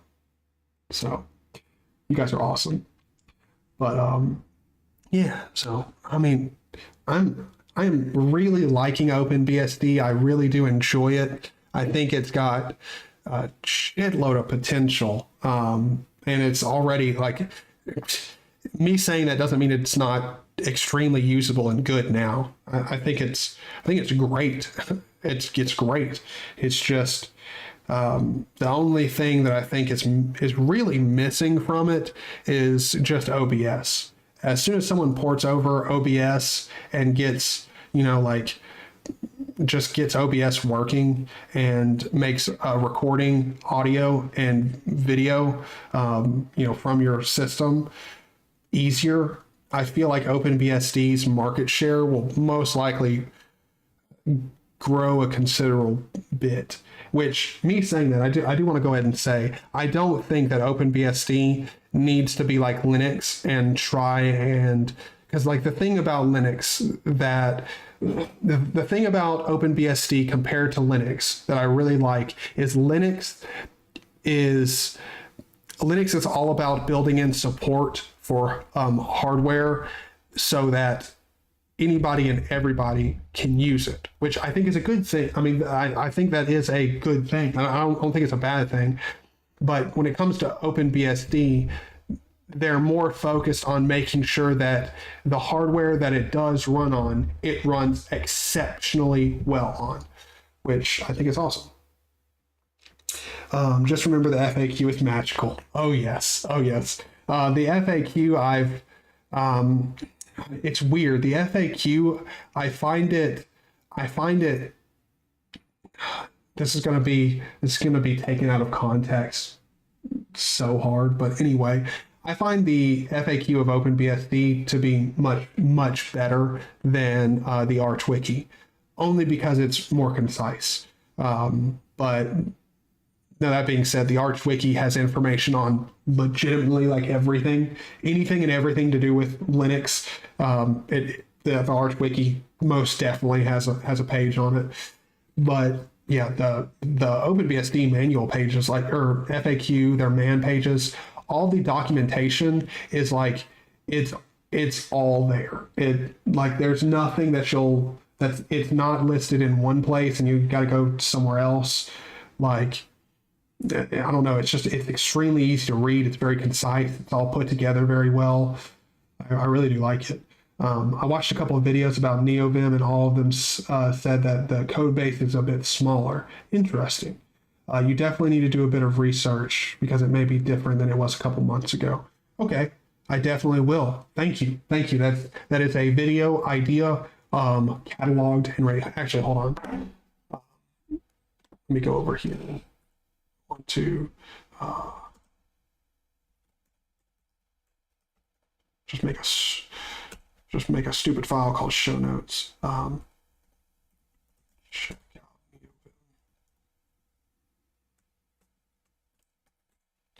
out all right. Just want to make sure that I've got that note because I will definitely check out NeoVim and do a video on it. All right. So we've got Vim installed. Sweet diggity dog. Now let's go and let's install Spectre WM. So do as package add Spectre WM and password. All right. So yeah, I think we're pretty much coming up towards the end of the stream. We're not going to be ending it right now or in the next few minutes.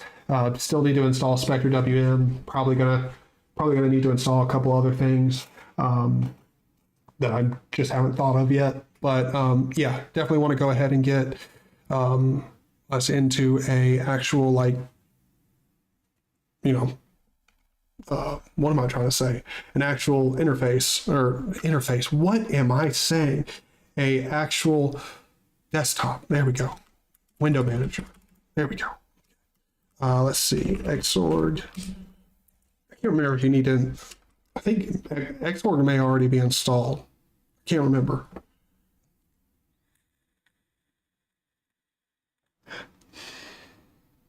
And so I have I'm going to ask something for all of you in the stream who are watching. You guys are all awesome.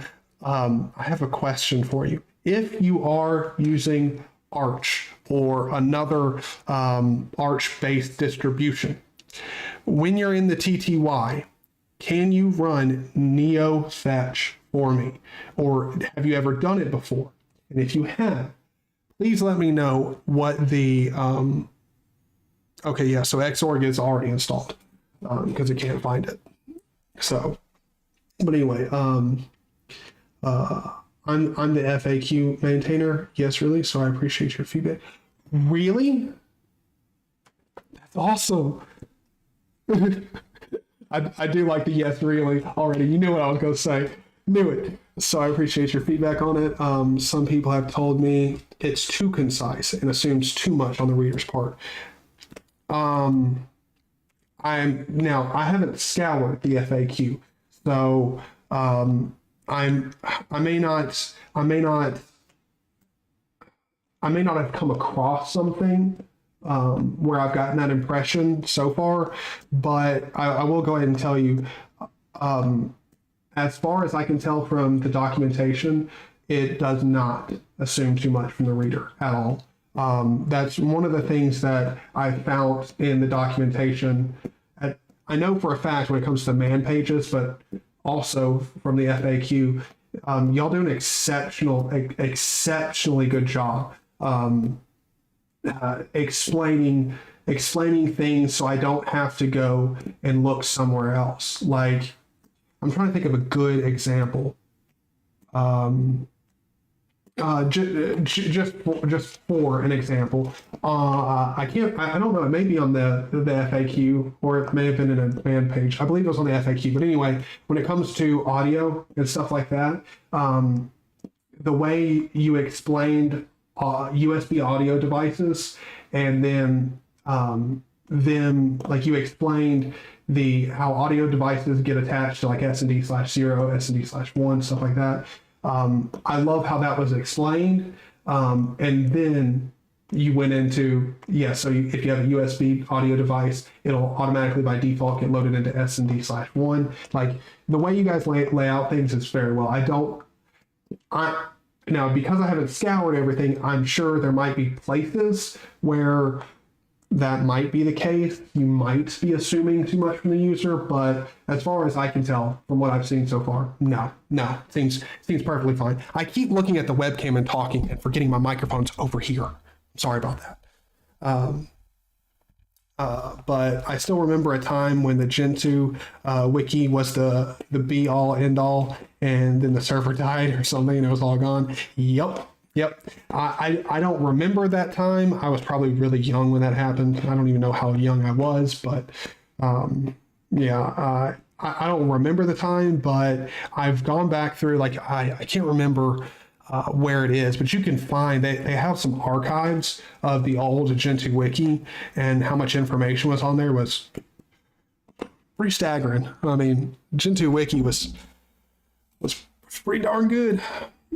Xenokara in the base, so unless you Xenokara or X11, yeah, it's in the base. So unless you exclude it, it's there. Cool. Yeah, I've as soon as I started typing out to install Xorg, it instantly hit me. I'm like, I'm pretty sure I don't have to install this. It's already there. But I didn't write the whole FAQ myself. I hope not. That would have been quite a bit of work. Might be a little overworked if that was the case. But I did indeed write the USB audio part you're talking about. Very cool. Yeah, you did a great job on it. Very great job. It's very well explained. And that was one thing, like, to me, like, the way the audio system is, not only how it works, but also how you explain it very simply and straightforward it's awesome. What's your opinion on Pulse Audio's Pulse Audio or GNU/Linux audio in general? I think that's a major flaw when it comes to GNU/Linux. Same here. I think it's a hack together solution. It's quite frankly shit. They could do much better. Pulse Audio is a cancer. Now, that being said, again, I do need to go ahead and preface this with, just like if you weren't here when I was earlier talking about it, we started talking about the fact that OpenBSD doesn't have systemd, and I did say that even though I don't like systemd, I don't like the mentality behind it, I don't like like all that it tries to encompass and do. No one should ever receive death threats. No one should ever be publicly humiliated for writing a piece of software that, for one, works. It just doesn't work how you'd like it to. Yeah, no one should have to deal with the shit that Leonard Pottering has had to go through when it comes to his software. Now, that being said, I'm not a big fan of him either, but still, the treatment that he's received is just not okay. But Pulse Audio is crap. I don't like it. I don't like it at all. I mean, the one good thing I'll say about Pulse Audio is it works. That's about it. Not a big fan of it. Also, I mean, Alsa's fine, but also we all know that the problems that Alsa has, like, it's not good for being able to do more stuff on. But I mean, here in OpenBSD, I don't, because I'm not an audio guru and I'm not extremely familiar with how the audio system works over here on OpenBSD, comparatively to ALSA. I don't know if it has a lot of the limitations that ALSA does, but so far from what I tell, like, as soon as we get into a X11 session and get a Spectre WM up and running, I can show you there's legitimately, like, no problem when it comes to audio. Like, out of the box, just my headset will start receiving audio, like, just like that, no problem. I remember my first struggle with Pulse Audio, and it was when it broke a text-to-speech program. God, that sounds like an annoying hassle trying to fix. God bless you. That had to be awful.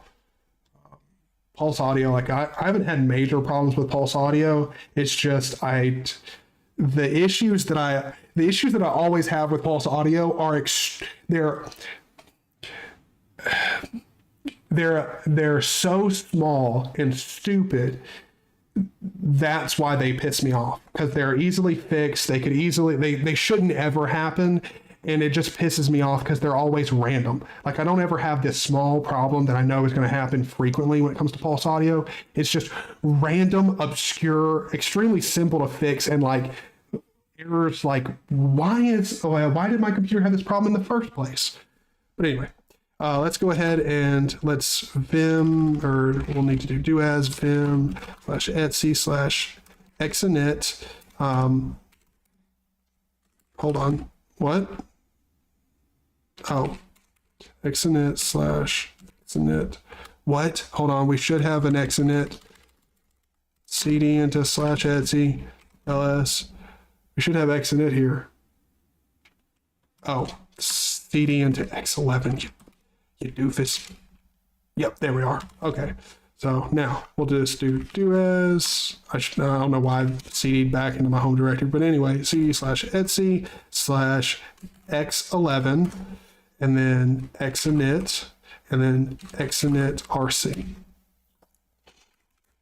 Oh my gosh. All right.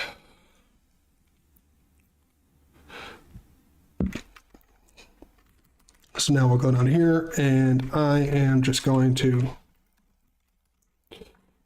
comment out these lines and go down here, and we're going to do exec Spectre WM WQ, and now I believe we're going to have to do something else. Start X. Oh, no. Okay, it worked. Cool. All right. Hello? Not getting any mouse. Oh, there it goes. There it goes. Now it goes again. Oh, I know what it is. Hold on. Give me 1 second. I'll fix it.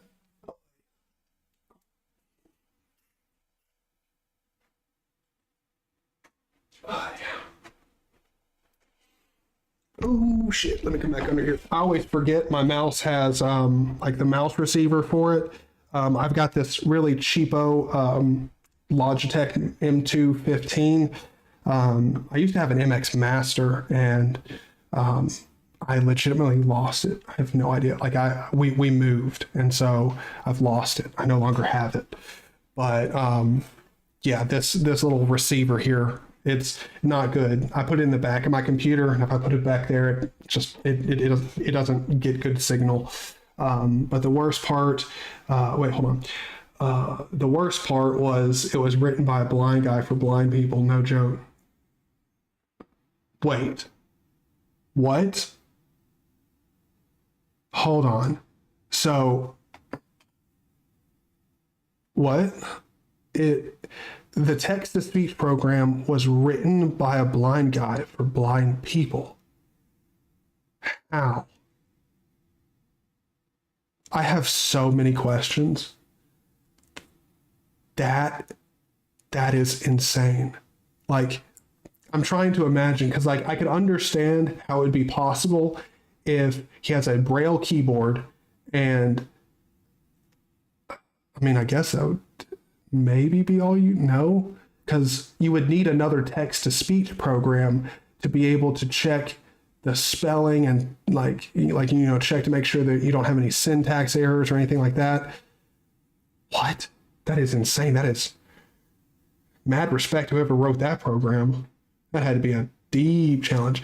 Now, nowadays, Pulse is better. Early days, it was rough. Yes, Pulse Audio, I will go ahead and say that. Pulse Audio has gotten way better. Way better.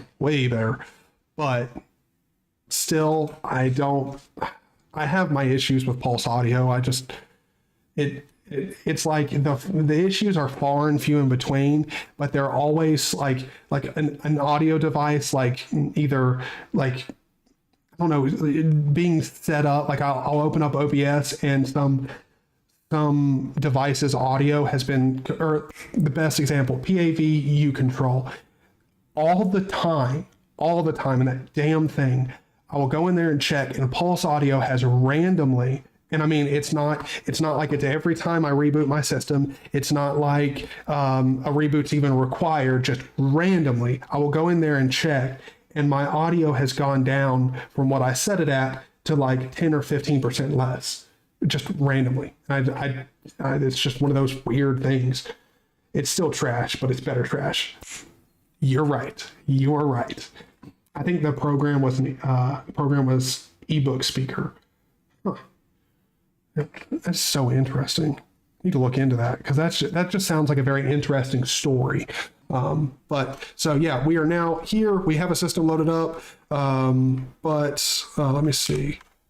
Trying to remember what brings up. Should be mod. Thought it was mod enter to bring up a terminal window. No.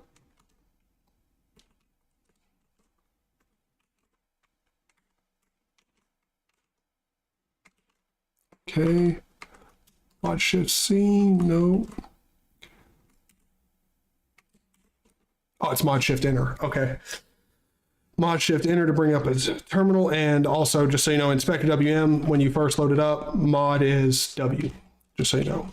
So, oh my God. And also one thing I'll just say, this is Xterm here, an Xterm full screen. The font's always super tiny and it's blindingly white. Like, good Lord, this is hard to use. But let me go ahead and close out of there. Mod C. What is it to? There it is. It's mod shift Q. Okay. All right. So now we've gotten out of Spectre WM, because what I need to do now is actually add in nitrogen so we can get a nice wallpaper and all of that good stuff. Because we'll go through, as long as you guys want to see it, as long as you guys are still interested, and you want to stick around for a while, I'll keep streaming. We'll do a little bit of ricing, get Spectre WM looking good, do some theming, and then also I've got a quick question. Since you guys are, or at least there's quite a few of you in here who are using OpenBSD already and really know what you're doing. I've got a question. What is your preferred terminal emulator over on good Lord, OpenBSD? Right now, I'm sticking with Xterm. I always use Xterm as like a backup for my terminal emulator, but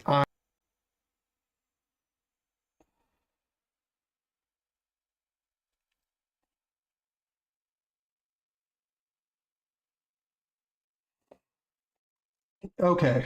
Okay, so we should be back. Yes, the stream did just die. The stream did just die. We should be back. If we are back and you're able to hear me, please just let me know. But yeah, we should be back. The stream did just die. What happened was, I don't know how, but at some point I accidentally pulled out the wire from the cord for my laptop, and so it just died. So yeah, the stream definitely did just die. Sorry about that, guys. But thank you guys for all still being here and you know, hanging around for it. But what was I talking about before I just did that? Oh yeah, the terminal emulators. I wish Termite was ported, but Xterm is what I use. Okay, yeah.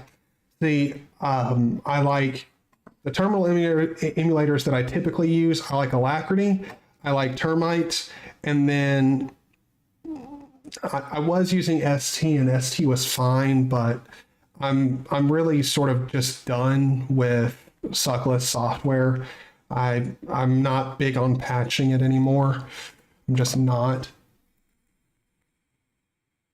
But all right. So we got nitrogen installed. Let's see. So I think first things first, what we need to do is need to get a better font.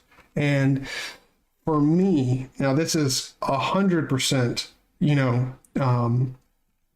dependent on what you like, your personal preferences. But for me, I like using the Ubuntu font family.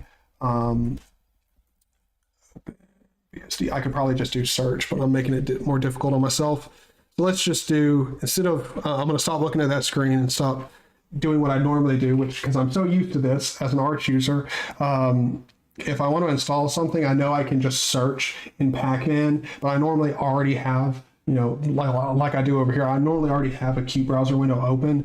So I actually have like a little shortcut where I can just press O or Shift O if I want to open a new tab, and then just tab one down, and I can search the Arch Wiki. And so I'm used to like going online and searching up the Arch Wiki and checking on a package and seeing if it's in the AUR or whatever. I need to stop doing that. But anyway, so let's do as pkg underscore info dash q, and we're looking for Ubuntu. Let's see if the packages for Ubuntu come up. We should get an Ubuntu font family pop up, hopefully. I've been using ST for a long time now, and it works good enough for me. Yep, see, ST works fine. ST is a fine terminal, to be honest. It's just, I'm just tired of patching everything. I like OpenBSD. Well, thank you, Free Software, Free Life TV. I like OpenBSD too. Hopefully OpenBSD is treating you as well as it's treating me. I just clone already patched suckless software from big YouTubers and then change the configs to my liking. That's how you do it. I've always preferred Xterm on Linux anyway, so you're in good company. Yeah, I mean, like, Xterm has always been a solid backup terminal. Okay, perfect. So we've just got the Ubuntu fonts. That's it. I thought there might be more packages. Oh, I just ran a search on the package again. So now I'm gonna have to wait. Hold on. Control C. Let's not do that. Let's do package add Ubuntu dash fonts. Perfect. Now let's get them Ubuntu fonts installed. We'll have some pretty nice. See, like, here's the thing. I'm not big on Ubuntu. I'm not big on Canonical, but their font family is very nice and readable. I really do like their font family. I like using their regular, like Ubuntu, the Ubuntu regular font for stuff like my panels. And then for like terminals, I use the Ubuntu Mono font. I find them very readable, and I like them. I believe this is the Terminus font here in the TTY, and it's actually really easy to read. It looks good too. But I typically like the Ubuntu font family. And so now I've got a question for all of you more experienced OpenBSD users here. when I install fonts and stuff, it's saying you may wish to update your font path for /user/local/share/font/Ubuntu. I have a question. Do I actually, like, is there a reason for me to do anything like with that? Because after I install them, like, all of the fonts are recognized. I can use them in all of my applications and everything. Like, I installed the Ubuntu font family. I have it available in GIMP. I can set it in my terminal. Like, I don't, is there a reason I would need to do that? Okay. So the OpenBSD console font is called Spleen or something. Oh, okay. I thought it was using the Terminus font. But then again, I don't really use the Terminus font, so I wouldn't know if that was actually what it was. But thank you. I like BSPWM and Mate on OpenBSD. I need to check out BSPWM. I've heard a lot of people say it's really good. Definitely need to check it out. But now this is completely subjective and 100% my opinion, but I don't like Mate. I used to. Mate was my favorite desktop environment when I was new to Linux. I really liked Mate. It was clean, minimal. I like the 2-panel design, but I've just fallen out of love with Mate as I've fallen in love with window managers. But don't use PyCon with vsync on OpenBSD. Just disable vsync and add tearing free setting on your XX AMD GPU.conf. Okay.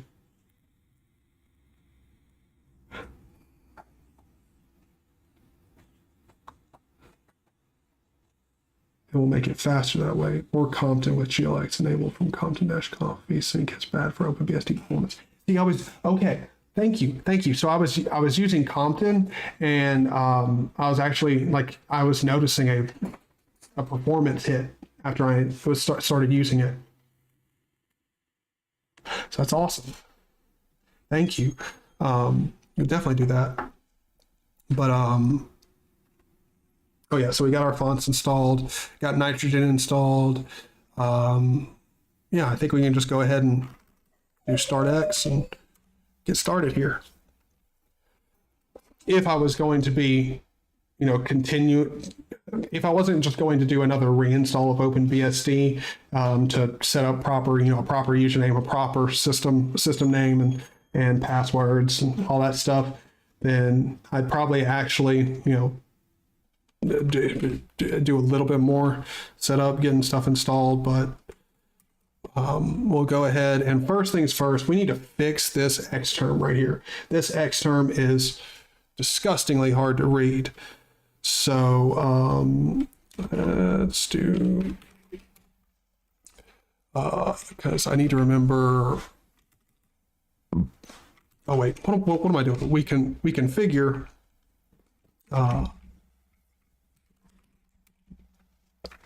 we're going to configure, good Lord, Xterm through the X resources file. So let me go over here. I'm actually going to load up, most likely, Xterm config.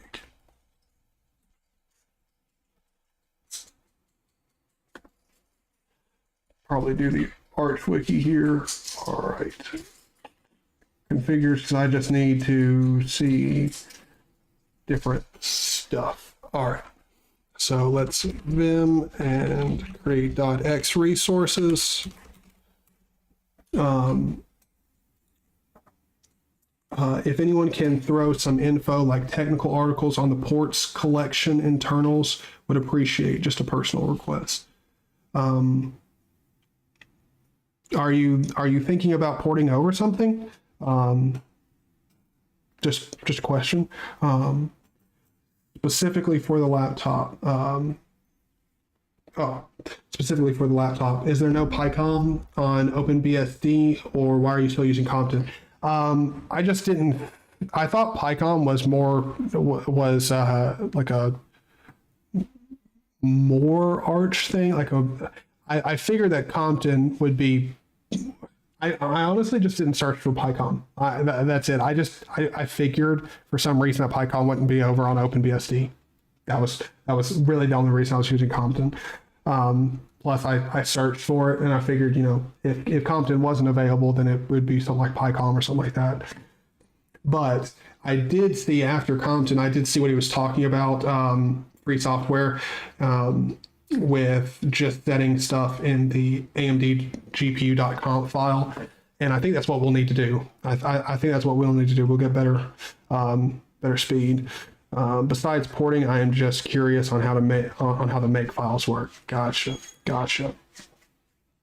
I should get more interested in that. But let's go ahead and let's start ricing this thing. So first things first, I want to get rid of the xterm dot vt 100 dot scroll bar. So I want to get rid of that scroll bar. The scroll bar needs to be gone. False. Xterm dot vt 100 dot oh, I don't need to set the width because well actually, you know what, I will. I'll just set the width to 0 because I don't want a scroll bar. Xterm, term, so xterm dot vt 100 dot save lines, and I really should just upload my xterm config after this, or my x resources file after this, so I don't have to continue doing this. But make this 5 that way. Hold on, is the max? Okay, yeah, no. For some reason, I always think the max is 4096, because that's what they've got it, in here on the Arch Wiki. I always just think that's what it is, but it's not. Fix the backspace.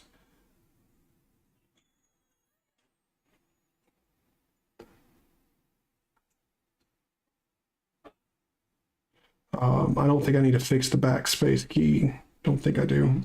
Seems to be working just fine right now. Let's go down.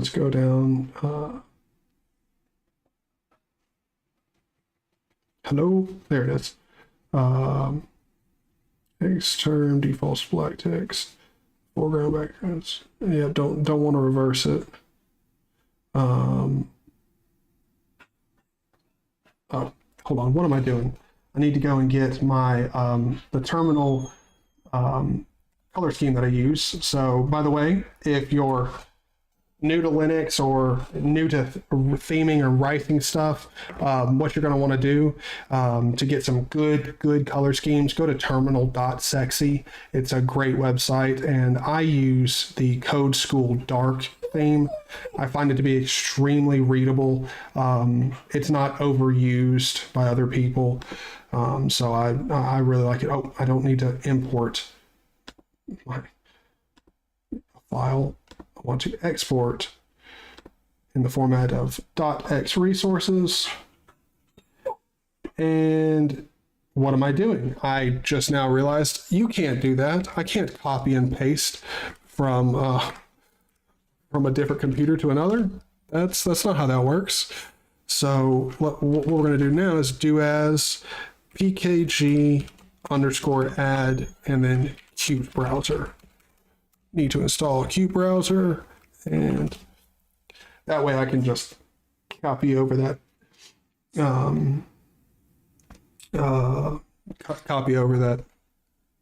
config, or all the color, the color theme. Like, good lord, if I could talk. Color theme, color scheme. What is going on with my words? XFCE used to have some problems on the last release, at least on my Radeon Pro. That's why I'm using Mate. Really? Huh.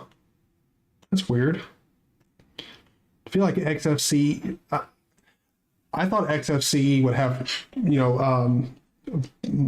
like a much higher chance of not having any type of issues like that compared to Mate. I don't know. I guess it's just my perception that XFCE is just a little bit. It's not like it's any better than Mate. I feel I've always thought that it was XFCE just had a little bit more development going on behind it compared to Mate. Now, granted, Mate is much more. I actually don't know, but as far as I know, Mate is more popular than XFCE. But besides porting, I'm just curious on how to make. Oh yeah, I've already read that. Pretty slow stuff that way. Yeah. It using Compton's it's just slow, but after we get done theming the terminal here, and get it to where it's readable for me. I mean, I don't think I'll be able to make it readable for y'all no matter what, but yeah, as soon as I get this thing readable, we'll probably move on, and I'll check out and see if we can get screen tearing fixes set up if you guys want. Like, I know I'm sure you guys are enjoying it, but I don't want to start going down like rabbit holes and doing different stuff unless you guys actually want to see me do it. I think everything that we're doing so far is of interest to at least somebody out there, especially if you're interested in looking at OpenBSD, getting a system up and running, and trying to use it as a real desktop operating system. I mean, the one thing that I will say about OpenBSD is it's just, I understand that it is definitely meant to be a server operating system. Hold on, buddy's laying underneath me and he needs to get out from underneath here. Come on, buddy. There's too many cords over here. Come on. Good boy. Too many cords underneath there. You chew on.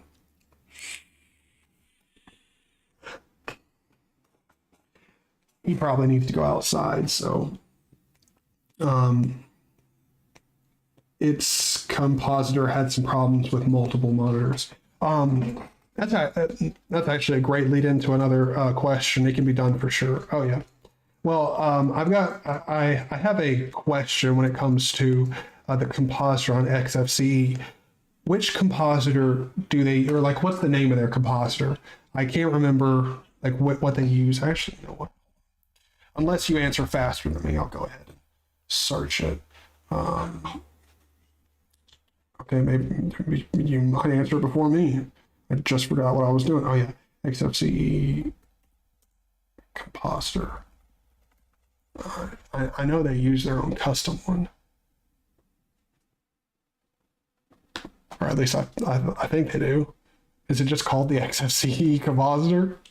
Is that really what it is? You're kidding. It's just called XFCE compositor?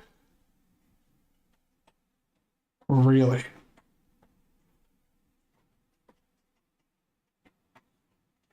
It's in XFWM.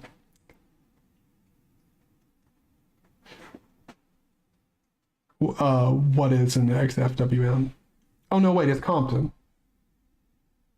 Oh no, never mind. I just read down to another section that says that Compton compositor, like if the built-in one doesn't work for you, they're talking about setting up Compton. Huh. Interesting. I mean, like, to be honest, people complain that so many different programs in Linux have some like weird, obscure, like name or something like that. And it's just funny that to me, I'm like, what the hell you're going to call it? Just XFCE compositor, which is, I mean, exactly what it is, straightforward. And somehow I'm like, what are you doing, man?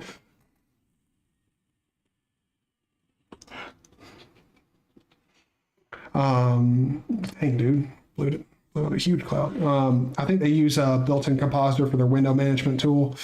Yes, they do. Yes, they do. And it is apparently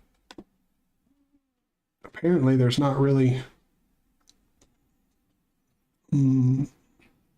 Okay, XFWM4 now features a compositing manager. This code is new and received only a moderate amount of testing, so it's disabled by default.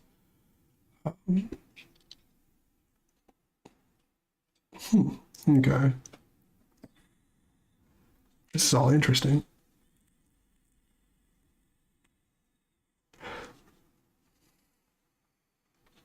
Yeah, XFWM4. Well, yeah, is it 4 or did I read it up here? Yeah, 4. I don't know what's going on with me today, but I keep seeing numbers and letters as completely different things. By the way, just so you guys know, Qt browser is still installing over here. I'm not just sitting here with a white screen. I know I can see it through my screen over here. And now, granted, on my little configuration, it's not full screen. Let me make it full screen. Yeah, you still can't see what's going on in that monitor at all. I like it. At least it's tearing free. Are you talking about the XFCE compositor? Because if so, I've never really been big on XFCE, but I would probably enjoy doing a video on it and talking about it. I might do that. Just because it is something unique, you know, like.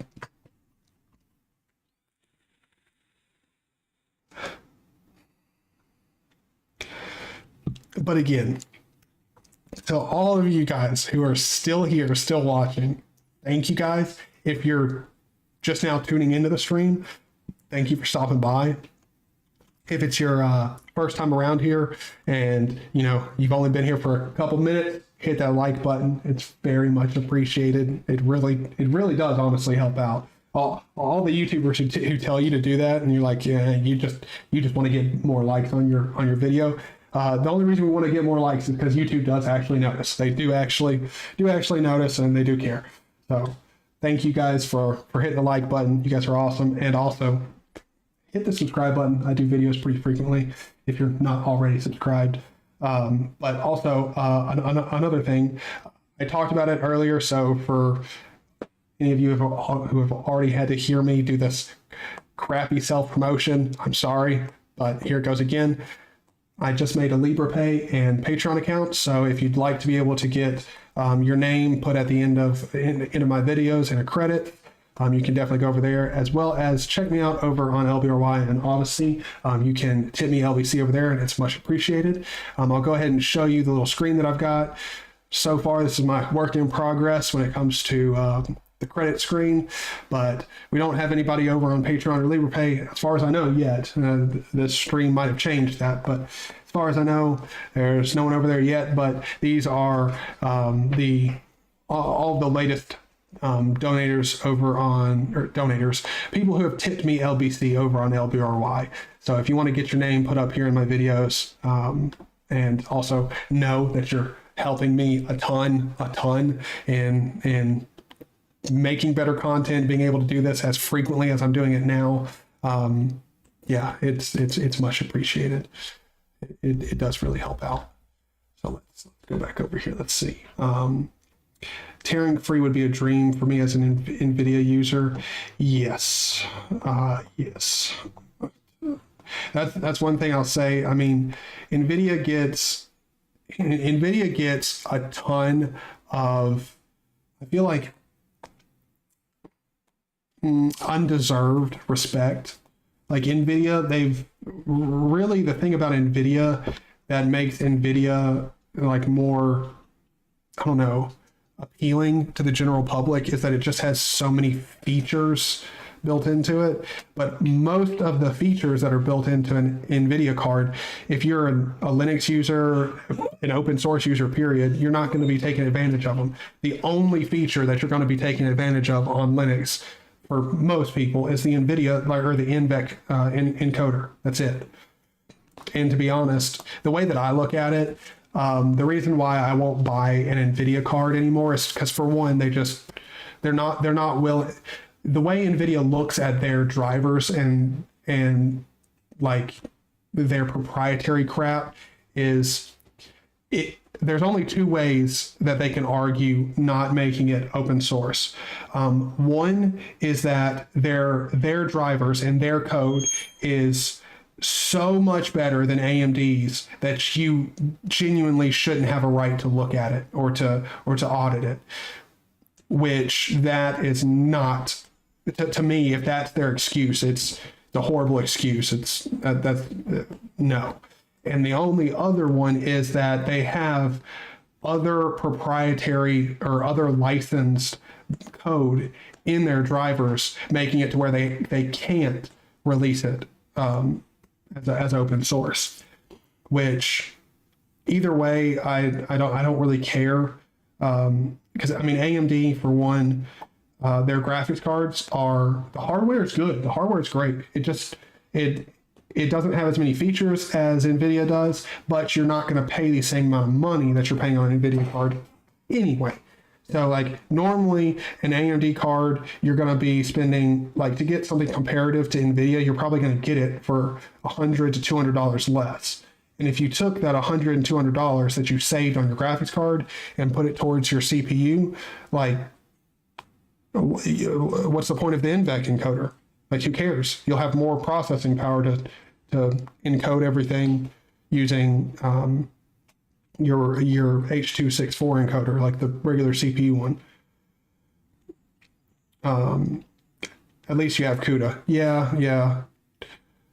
Don't even mention OpenCL on AMD GPUs. I mean, to be honest, I'm not like really knowledgeable when it comes to, CUDA, OpenCL, OpenGL, like all that stuff. I'm not very familiar with it and stuff. I've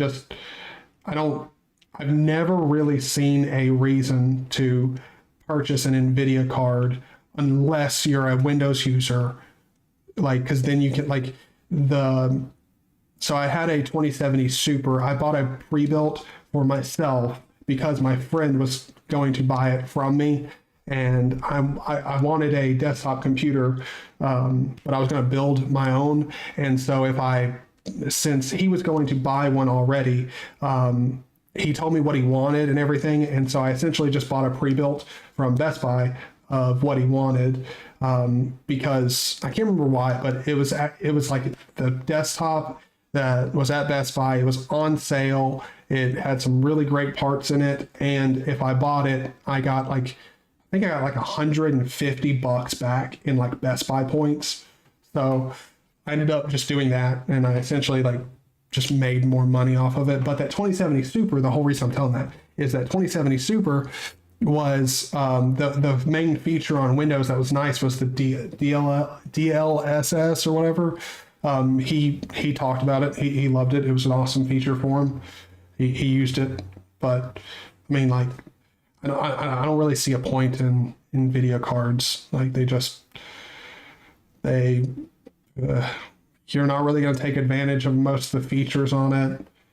And like, the way I look at it is, it has to be the way they view their software is that it's much better than AMD's. Because I mean, AMD, like, they at least acknowledge the fact that, hey, if we open this up to the public and the people who are interested enough in it want to take time out of their, like, essentially use their free time to help make the driver better, like, there's no downside to that. That means you don't necessarily have to have as many paid employees working to develop the driver. So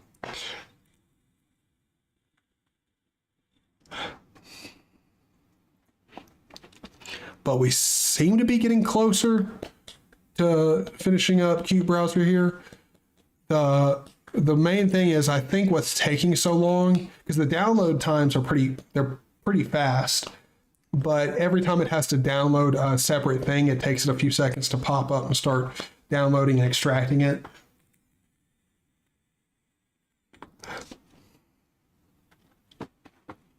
And hopefully me vaping so much is not ticking anybody off. Well, please let me know if I need to cut back the vaping. Oh. Come on, Qt Browser. Come on now. And I will go ahead and say, when I was using Ethernet, it was not taking this long. It's just because I connected to the 5 gigahertz network. I could probably go back and change that and make this a lot faster for you guys, but I am enjoying talking with you guys. Hopefully you guys are finding this enjoying, this little chat, hopefully. Proprietary AMD drivers equals AMD GPU Pro sucks a lot. You need some old kernel package lock. If I can speak, you need some old kernel package lock to the specific release, old Ubuntu release. Try run DaVinci Resolve on AMD GPU and Linux. Yep. Yeah. The proprietary AMD drivers suck ass. They suck so bad. But DaVinci Resolve in general, like I don't want to say that it's because of the AMD drivers that DaVinci Resolve is so finicky. Like I've gotten DaVinci Resolve to work like on my AMD GPU. I don't really particularly like. There's the color grading features and all of that are in not Kdenlive, DaVinci Resolve. I've never really taken advantage of. The shoot off Wi-Fi probably isn't helping. Yeah, probably. But yeah, what was I saying? Good Lord. Oh yeah, the color grading features in DaVinci Resolve, I've never really taken full advantage of them. I mean, they're nice, but overall, I don't. If you've watched enough of my content, you'll know I'm not doing a lot of extremely fancy things when it comes to editing. I'm generally doing, a fade in, a fade out, maybe. Probably not even doing the fade in, probably just doing the fade out, cutting up parts of the video and just making it more seamless. But buddy, stop hitting the. Yeah, buddy's about to have to go outside, so while I'm gonna take a quick break, and by quick break I mean legit. I'm just gonna walk outside. He'll squat down. He'll pee. We'll be gone for a couple minutes, but I am gonna go ahead and throw up the supporter thing. That's brand new. So while I'm walking him, you'll have a few minutes if you want to go grab yourself a drink as well. Go grab yourself something to drink. Get you a little snack, and we'll get back down here and keep doing stuff. Keep rising, setting up the system, and although I will go ahead and say before I quickly leave here, if you do want to support me over on Patreon or LibrePay, it is very, very, very much appreciated. I don't expect any of you guys to know this, but I recently, I've been able to get up quite a bit of savings. So I've paid off my bills for a few months, and I've got, a little bit of savings, enough to give me some spending money and at least take care of myself. But I'm trying to do this full time. I'm trying to, within a few months, I would like to be able to cover my bills doing this. And that being said, another thing is I understand that I'm not trying to get rich off this. I'm not trying to make a crap ton of money. I just would like to be able to support myself doing what I love, making interesting content for you guys. So if you'd like to support me, it's very much appreciated.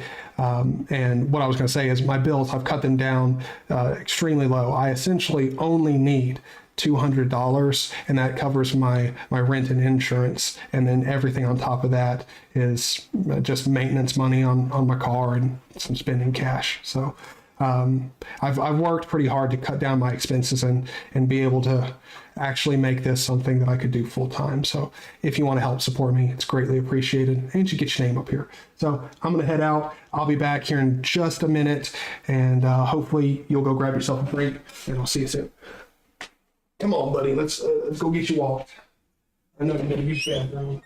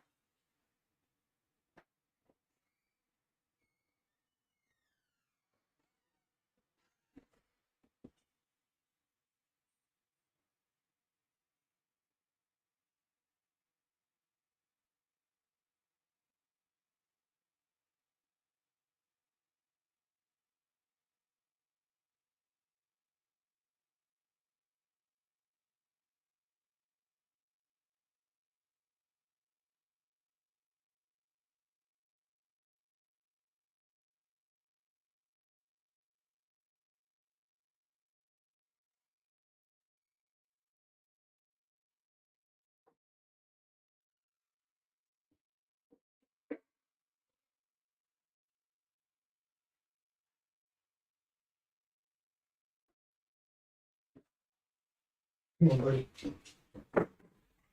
Come on. All right. Let me sit down here. All right, switch this back over. Perfect. Sweet. I don't know why. I think it was just because I sat down real quick. Seems like the room's gotten darker for some reason. Don't know why. Or I think it may be because I turned down the brightness on my screen. That might be it. Yeah, it might be it. Let's see. Proprietary. Oh wait, I read that. I read that too. I can succeed to run OpenCL to use with Blender, of course. I like Kdenlive, cool video editor. Yes, I really do like Kdenlive. Kdenlive is a great video editor. I will go ahead and say we've apparently, me and my mom are going to go over and see some family friends for a little bit. So we're going to head out here soon. As soon as I get Qt Browser installed, and I'll go to terminal.sexy and get our nice terminal font and set up the fonts family and everything, make this terminal a little bit more readable. And then I think we're going to have to call that the end of this stream. But I will say, again, you guys have been awesome. This stream has been not only the most fun stream I've had, you guys have made it the most interesting. There's been a ton of dialogue. Like you guys have just been awesome. So thank you again. But we finally have it installed. Qt Browser is installed.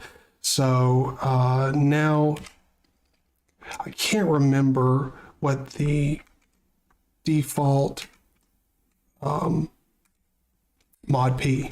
So mod P will bring up D menu here, and let's Qt Browser. Let's load up that. Yeah. I've definitely kneecapped the Wi-Fi a whole bunch, but let's see. Terminal.sexy.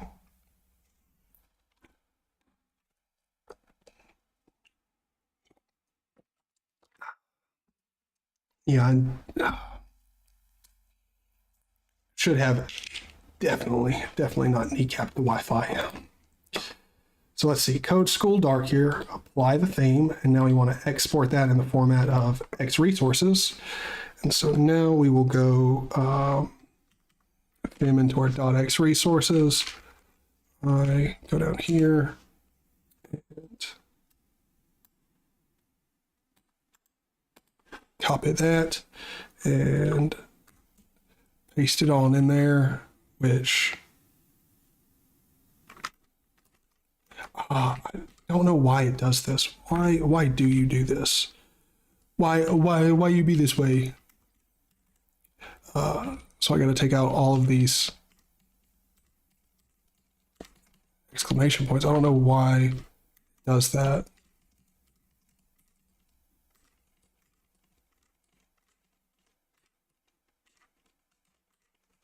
There's probably a faster way of doing this.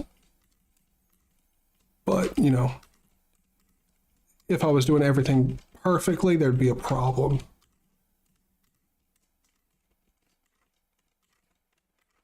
Okay, perfect. All right. And now the last thing that we want to do is set up our, excuse me, our Xterm font.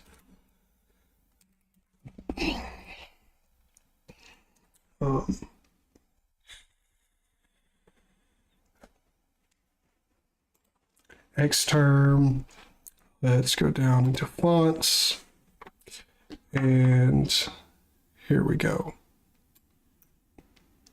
I want to just copy this line right here, and then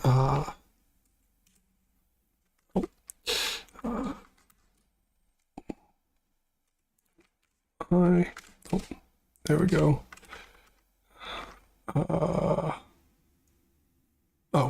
Oh, it didn't copy over the first part of this line. Xterm Or extern. This font is so small. It's so hard to read. Extern.vt or vt100 dot base name. Okay, and instead of it being Liberation Mono, we're going to make this Ubuntu Mono. And because I'm running a 4K screen, my font size needs to be a little bit bigger than most people. 22, and I want to make the anti-aliasing true. WQ, save that, and I believe we need to do an xrdb, right? xrdb.xresources. There we go. And now if we close this window and open up another one, bada bing, bada boom. We have a much more readable, much more usable terminal out of the gate. So yeah, we've installed Qt Browser. We've customized the Xterm, which I mean, I'm pretty sure most of you guys know how to customize an Xterm window. But yeah, I just wanted to go through, get everything set up. So hopefully this is of use to people, and you had fun watching it. I definitely had fun talking with you guys going through this. This was a lot of fun. Dude, thank you very much. Thank you for being here, Blacking. It was a great time having you. You were awesome. And just in case you don't hear it often, thank you for everything that you do maintaining the FAQ. Your hard work is very much appreciated. Very much appreciated. You seem like an awesome guy, and I'm glad that OpenBSD team has so many people like you behind it. Thank you. So again, for everyone else, thank you guys all for being here. If you haven't already hit that like button, please don't forget to do it before you leave. It does help. And if you want to subscribe, see more from me, hit the subscribe button. It's much appreciated.